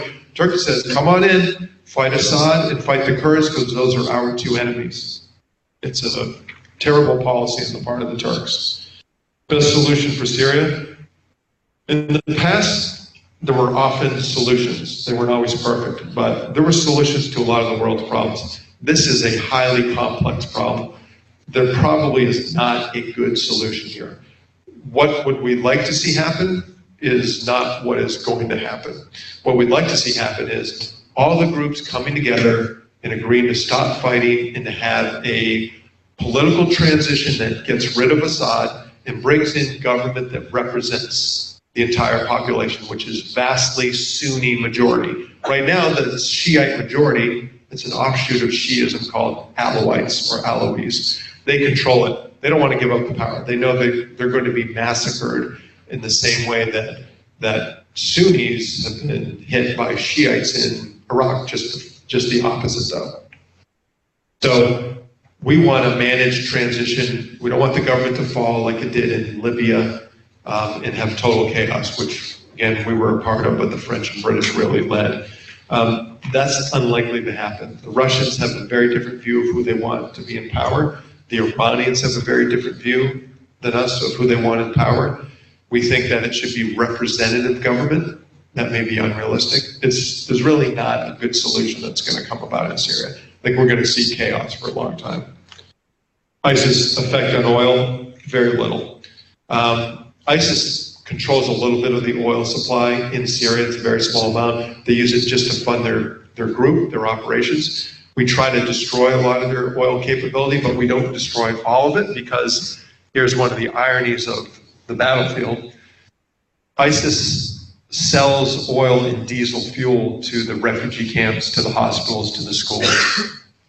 And we can't destroy that oil supply, or we take out all the lights at the hospitals, the schools, the refugee camps, and all the other places. So ISIS has very smartly tied one of its main funding sources to the humanitarian needs of people that we support, which means they have shielded it from U.S. attacks. They've shielded their oil supply from U.S. attacks, because if we do it, we cause death and mayhem among the populations that we're trying to support, that we're trying to keep from coming to Europe. All right. Thank you so much. That was amazing. And it's just awesome to see students taking in all this information. So now you're gonna have the chance to kind of process it a little bit. So because we're gonna be switching topics a little bit, I wanna kind of give you a minute here to take all this information that you've just heard. So you might have heard some kind of oversimplified foreign policy statements being made by some of your candidates that you are advising. So I just want to give you about 5 minutes to talk with your team quickly and think about, after hearing from Tom and about the complicated nature of some of these issues, how might you recommend that your candidate change their platform? So I'm going to give you about 5 minutes to do that. Okay.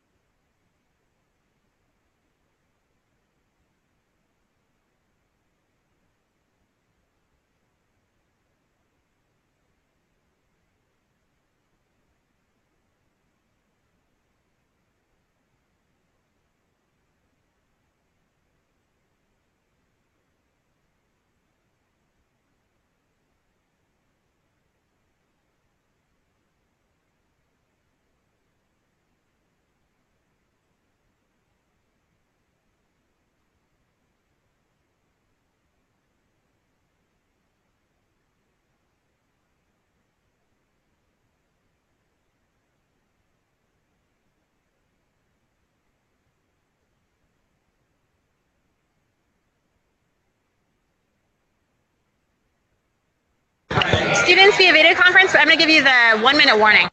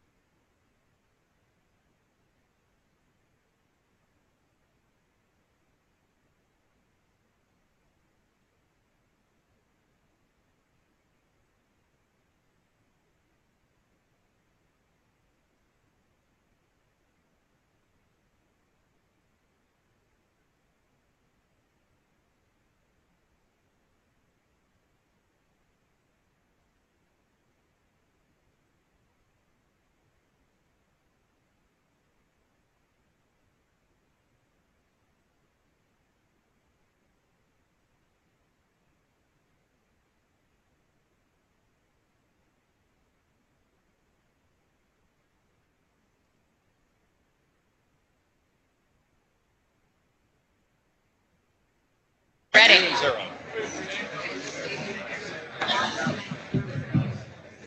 Great. So you've had a chance, nothing like having 5 minutes to make some important foreign policy decisions. So I just want to start off with a quote, and I believe some of you watched the video with Ian Bremmer. He's a foreign policy expert and writer for the Times, and he said, "You can't drift in the current geopolitical environment. It's too dangerous for us, and it's too dangerous for everyone else. So no pressure." So now you'll now have the chance to share your candidate's views as a member of his or her foreign policy or national security teams. We'll start here with Thomas Jefferson and the other students who are participating from other schools. They have their Clinton and Carson teams, but otherwise there's no assigned order. And unlike the actual presidential races, we're going to practice civil dialogue here, okay? And I'm actually, I do represent a nonpartisan organization, and our organization is legitimately nonpartisan, so if I betray any favoritism, that is purely personal on my part.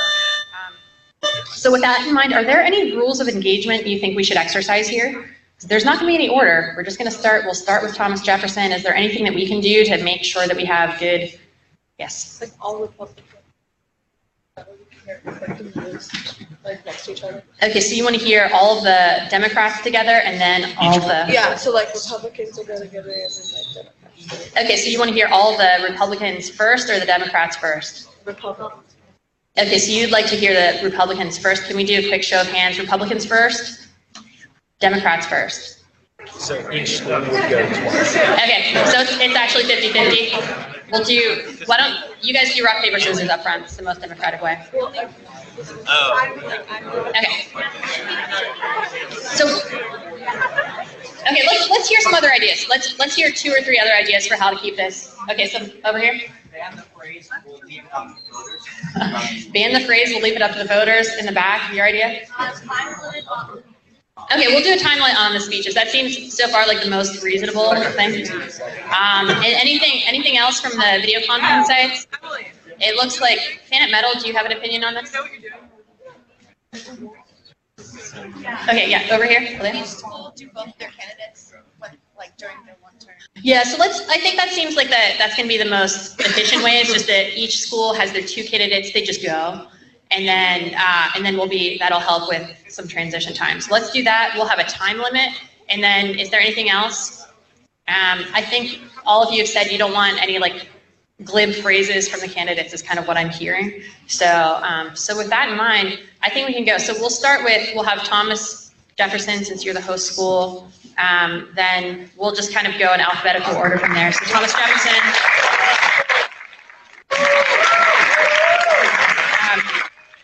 For that we'll have, so you'll have your two candidates in whatever order you wish. Fox Chapel, Seneca Valley, Upper St. Clair. That's kind of the order on site, but actually we'll go from Thomas Jefferson to Del Valley. Okay, that'll be the current order. Okay, so tell us your candidate, tell us the party, and we'll give you about 30 seconds. Does that sound about right? Yeah. Okay, so you have 30 seconds, and at 30 seconds, I'll signal. Just general disclaimer, I'm going to try to be as objective as possible. So start off with, we have Ben Carson, who's a Republican candidate. And from what we've seen, it appears that his foreign policy aims at a more proactive role in world affairs and that America should be a leading moral force and power force. The only downside is that he seems a little bit ignorant to foreign policy. And as far as changes after what we've heard, we think that getting more well-versed in foreign policy would probably be for the best for him. And then second, we have Hillary Clinton, who's a Democrat. And it appears as though she wishes for more international involvement with an emphasis on economic growth, which it seems kind of conservative, but we would think that after everything we've heard here today, that she should try to take a little bit more stance on, I guess, human rights and focusing more on people and how they're affected with situations in the world as is. Okay, so you have about 15 seconds left for both of those candidates because I'm giving you 30 seconds per. So is there anything else you want to add? Are there any priorities that these candidates have that you think are of note? No, I just tried to go as fast as I could.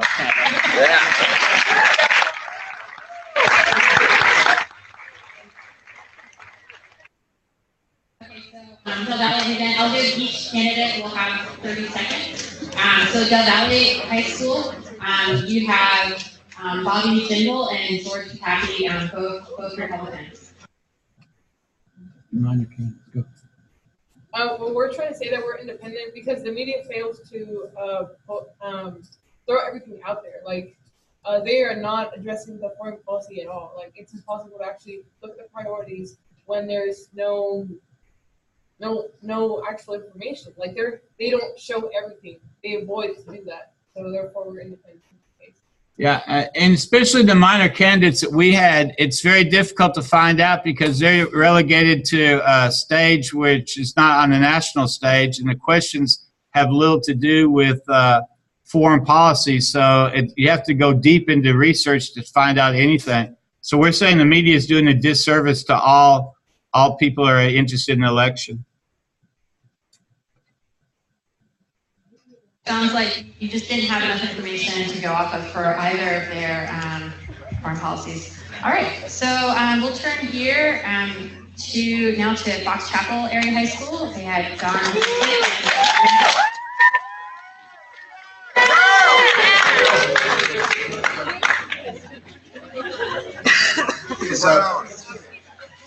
So we have Rand Paul. He's a libertarian, which means he's for very little government intervention. So this kind of follows through with his foreign policy. He's very much the speak softly and carry a big stick like Teddy Roosevelt and Ronald Reagan. He's against the Patriot Act. He's against drones. He's against sending aid to countries that hate us. He thinks it's unconstitutional for us to be airstriking Syria because Congress didn't declare war on them. Okay, you're at 30 seconds. All right.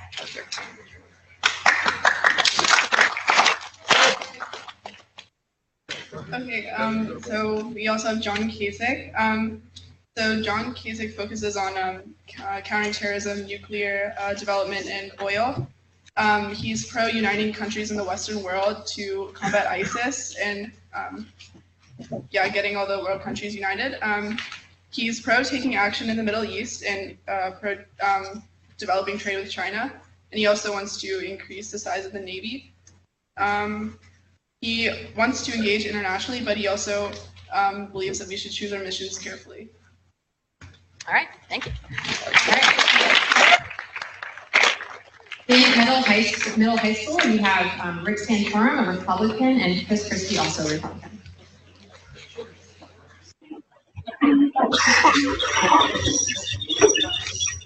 We had Chris Christie. He said that he wants a stronger national defense. He wants a strong, reliable intelligence, and he wants to stand with our allies and stand up to our adversaries.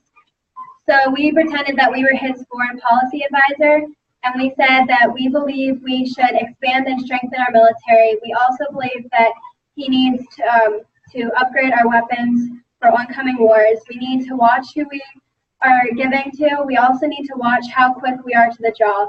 We can't rush to everyone's side all the time. We need to make sure we don't go too early, but we also need to make sure we're not too late. And then we also need to watch how much we give out at one time, so we don't use all of our resources at once. All right, so Rich My group researched Rick Santorum. We found that he was a big believer in his beliefs. He is like a Christian, and he believes in good morals for America, and he wants to help other countries by giving them aid, but by not helping too much. He doesn't want to not interfere, but he doesn't want to just sit there and watch them, but he doesn't want to like make huge changes in their country. Thank you. Okay, so we'll turn now to Central Valley. They have Marco Rubio, Republican, and Bernie Sanders, a Democrat. So Marco Rubio is really focused on promoting economic strength worldwide. He wants to show other nations that we are militarily and economically strong. He also believes in imposing sanctions upon countries such as Cuba and Russia, and he thinks that we should revamp NATO. He also believes that we should strengthen our cybersecurity and intelligence because this is becoming such a pressing problem in today's society. And as far as ISIS goes, he thinks that we should destroy them and give arms to the Sunnis to assist them and impose more airstrikes upon ISIS. Thank you. Yeah, you might need to use Yeah, I'm a little short. Okay, so we have Bernie Sanders, and basically Bernie is all about diplomacy. All about diplomacy, and war is absolutely the last resort. So he says that we must defend our freedom at home and abroad, but we have to seek diplomatic solutions before resorting to action. So with ISIS, we shouldn't fight the terrorism alone. We should have an international coalition and work through NATO or the United Nations, because something Bernie is very adamant about is that the United States often too much acts as the policeman of the world. So basically with Russia, China, and governance, he just says that to leave it to an international coalition or sanctions. Thank you.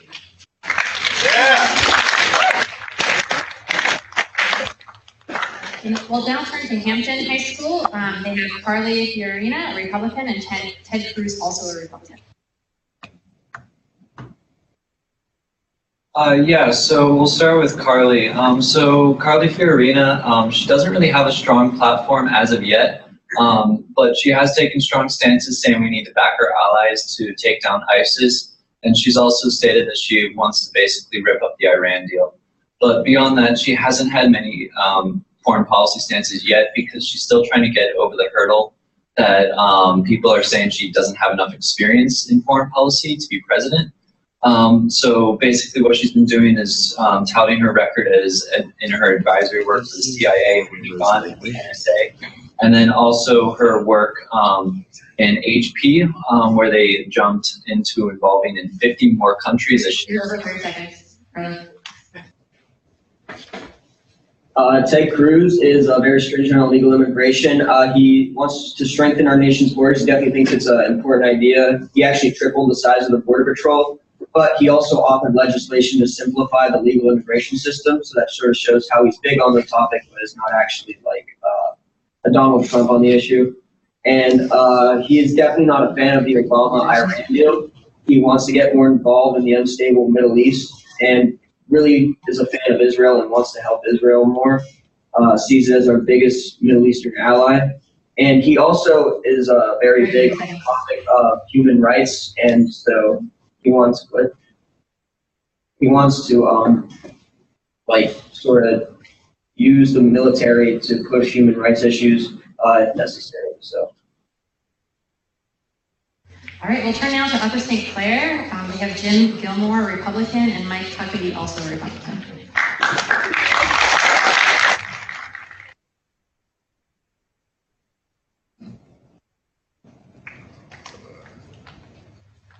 All right. So Gilmore, he's kind of an interventionist. He's kind of not an interventionist. He's in favor of international coalitions to help win wars. War is kind of the absolute last resort for him. He favors creating a Middle Eastern version of NATO, a security alliance. He's in favor of peace through strength and deterrence. He wants America to lead the world, and that's it, basically. Thank you.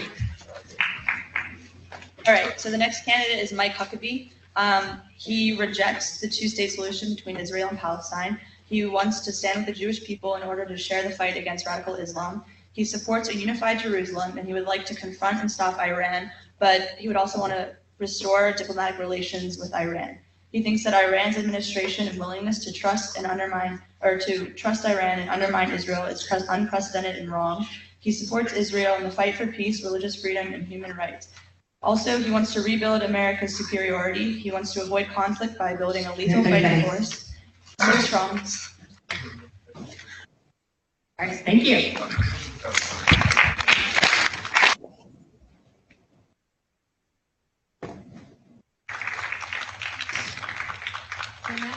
Way through the main video conference rights, we have Keystone Oaks, then we'll have North Allegheny, North Hills, Peters Township.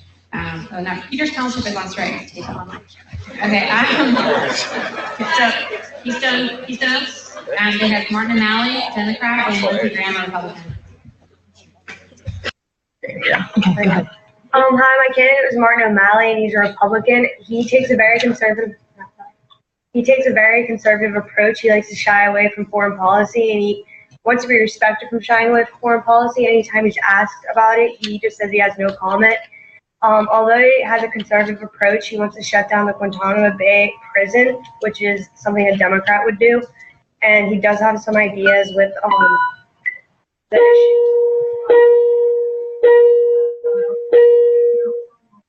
the issue with Israel and Palestinian and the United States conflict. He wants a two-state solution, which is one of his ideas that he proposed. Okay, and our second candidate was Lindsey Graham, who has a strong foreign and international affairs politician, who has a strong interventionist and globalist streak. He believes that we need to work with Iran, Turkey, and other regional powers to put 10,000 or more troops on the ground to fight ISIS or IL and to stop a next 9/11 attack.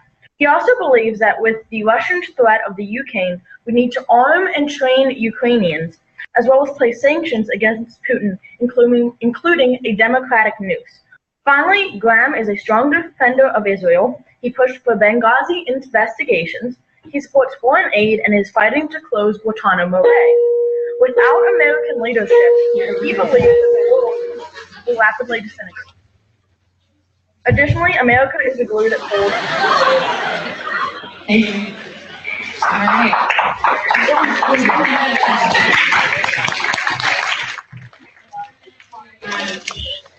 Nobody, are you prepared to share with us or not? We have another set of Carly Fiorina and Mike Huckabee, both Republicans. No? Yes? Possibly? Okay, if not, then we'll turn to North Hills High School. With final two, we have Donald Trump, a Republican, and Jeb Bush, also a Republican. All right, so Donald Trump, Republican, he basically thinks that the U.S. should only get into foreign conflicts when we can win, preferably with help from another country, and he worries a lot about other countries taking advantage of our overextended foreign policies. He thinks America should protect American people, safety, and interests abroad, but otherwise that we should remain uninvolved. Although he has said that we should put ground troops to knock out ISIS's primary source of wealth, that is oil. He hasn't said much about China except for the fact that, you know, we're an economic competitor with them. And on Russia, he says that we should use that country to fight ISIS by, you know, letting ISIS take care of Assad. So, yeah. And as for Jeb Bush, he has a more indispensable view of America. He basically believes that America should take action in other countries because it is the only one capable of solving other countries' problems. Basically, he wants to take this superpower he has and turn it into a superhuman, pretty much. Yeah. Okay, thank you. So that we've gone through all the candidates now. So you've heard a snippet of their foreign policy. So now I'd like you to think about what would you recommend, again, as their national security and foreign policy advisors, what would you recommend, especially after hearing from Tom, that they focus on as part of their foreign policy? And again, we'll kind of open it up so any student, you know, representing the teams in this room or students via video conference, what are your recommendations? We have a messy world that we're living in. How do they prioritize?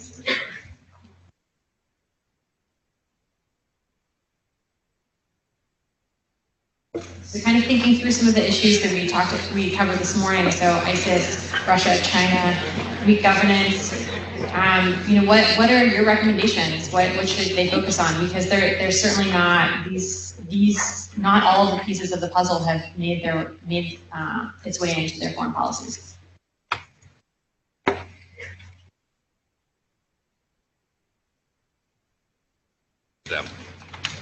Great. So we can turn to some of the schools that are on video conference. So Javali, are there any particular pieces that you think are currently missing? And I might need to unmute you. So give me a second. Okay. So go right ahead. Yeah. Can we talk about Russia?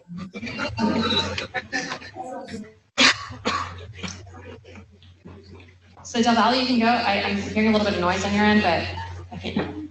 So go for it. Say what you need. Can we talk about Russia? So let's talk about Russia. Do you think that of the candidates that you had, so Bobby Jindal and George Pataki, you think that they should focus more of their foreign policy on Russia?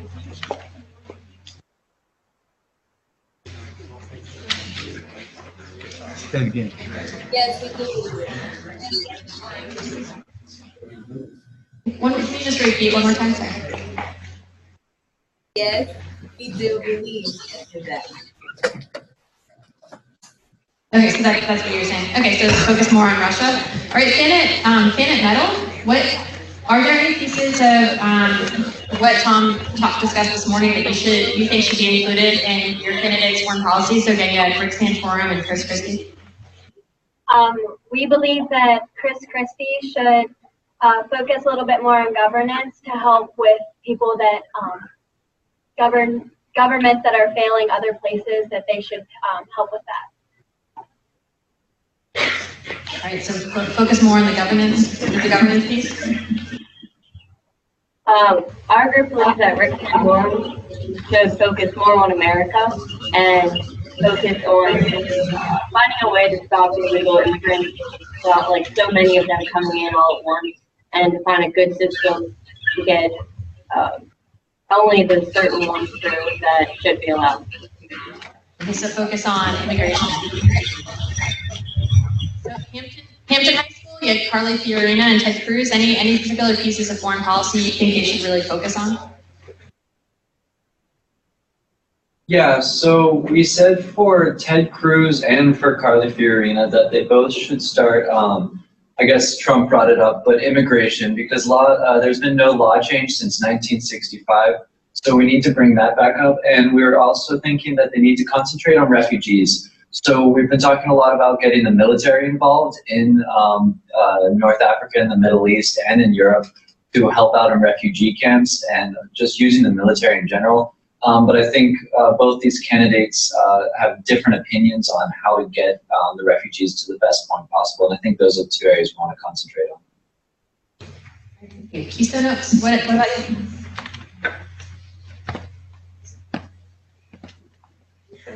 Okay, I think you can hear us now? Okay. Martin O'Malley basically does not have a foreign policy experience or anything of that kind of sort.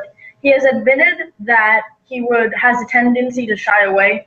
So in order for him to be more foreign policy related, he needs to actually have foreign policy experiences and just become overall more foreign policy experienced.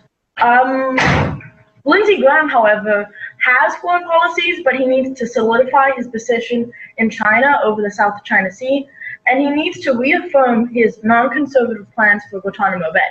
Since as a Republican, since he is going away from his party's plans. And students in this room, so anyone from Thomas Jefferson, if you, anytime you want to get up, you can, and we'll just go from there. Otherwise, I'll just kind of keep chugging through the list. So now to North Hills High School with Trump and Bush. What do you recommend their foreign policy statements to include?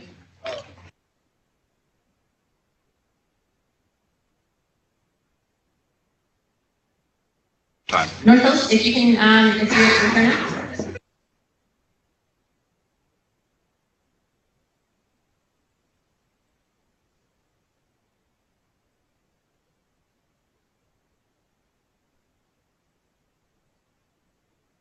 The gentleman here at Thomas Jefferson. So I kind of went over it real fast. I wasn't sure on the time before, but just to kind of reiterate, I think the main problem with Carson that he might need to change is just really learning and getting well versed in foreign policy, because that's really a big detriment on his side, is that he really, coming from his background as a medical doctor, really isn't as familiar with it. So I feel that's the route that Carson should take. And as far as Clinton, we just learned here, apparently she has a good bit of reputation and sway in the world. And I feel like she needs to use that in international politics to build a more cooperative world that's more through, if anything, leading through coalitions and unions instead of a just America approach. That makes sense. Yeah, good.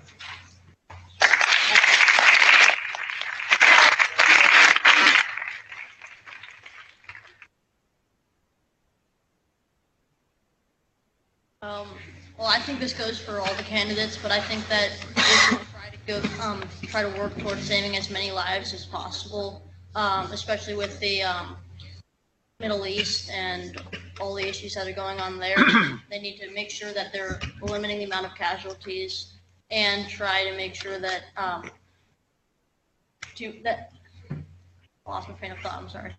And basically that, like, whenever we have to make sure that we're helping out refugees and supplying aid, because we do have a lot of opportunity to kind of give to these people. And just to clarify, when you say casualties, do you mean U.S. casualties? U.S. casualties, and like we have hit innocent people with our drone strikes before, and we are continuing to use drones. And I think we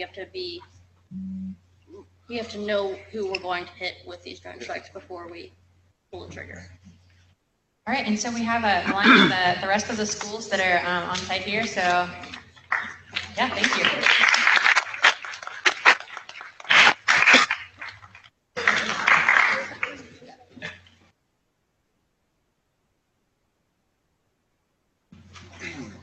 I guess Rand Paul is kind of on the more like the isolationist side. But if Congress does declare war on ISIS, which I guess is a possibility, he should probably have a definitive stance on what he would do after that happens, if that were to happen.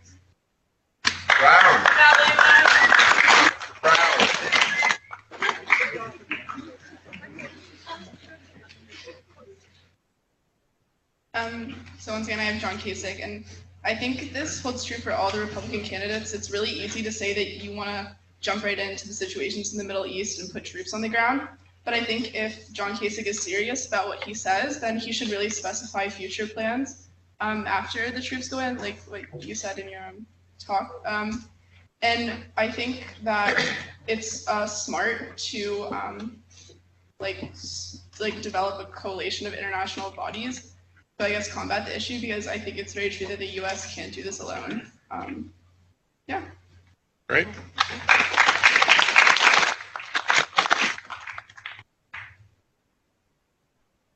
Similar to what she was saying about John Kasich, Marco Rubio has a lot of plans for getting into conflicts with Russia or ISIS, but he doesn't really specify what will happen after that. So I think that he should focus more on that. And also with China, for ISIS and Russia, he has very detailed plans. But with China, he just says to keep them from undermining the United States, and I think he should specify more what that means.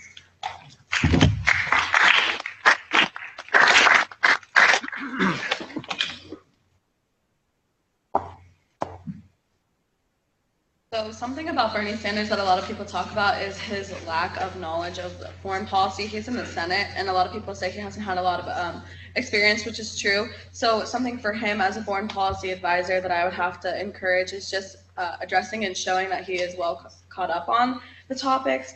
And he is kind of ignorant in his discussions because he talks about military action must have clear goals, limited in scopes, and maintain values. And as we learned today and had a bit of an eye-opener, every situation is complex, and so he just needs to be a little more less vague and a little more decisive on his ultimate policies and goals, so people know what he wants.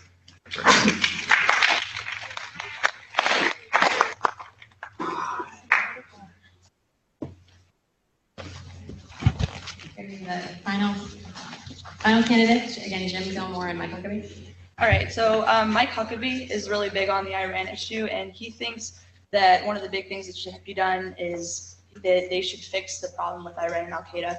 And right now, Iran and Al-Qaeda both want to take control of Palestine.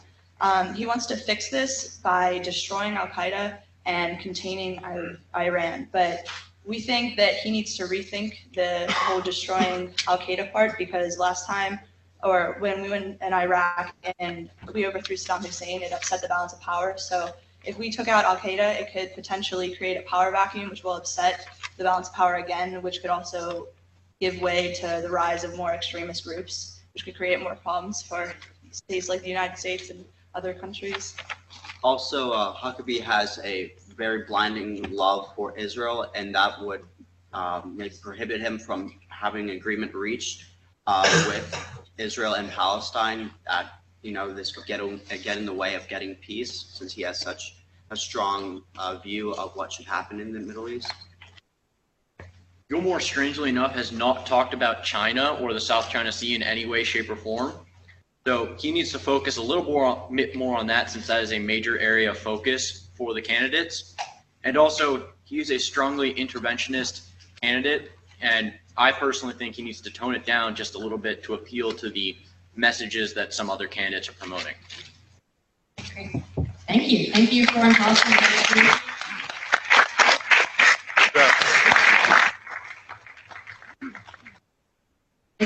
As you've seen, these are messy topics. There's no simple answer. So we're nearing our wrap-up time. So I want just to turn again to Tom and just see if there are any issues that you think that the students should consider taking the candidates to task on as they're thinking about voting in this next election. If there are any topics that you didn't have a chance to even mention today, I'll just kind of give you. And if you can do it like in a tweet, maybe 2 tweets, if that's possible. Sure, very quickly.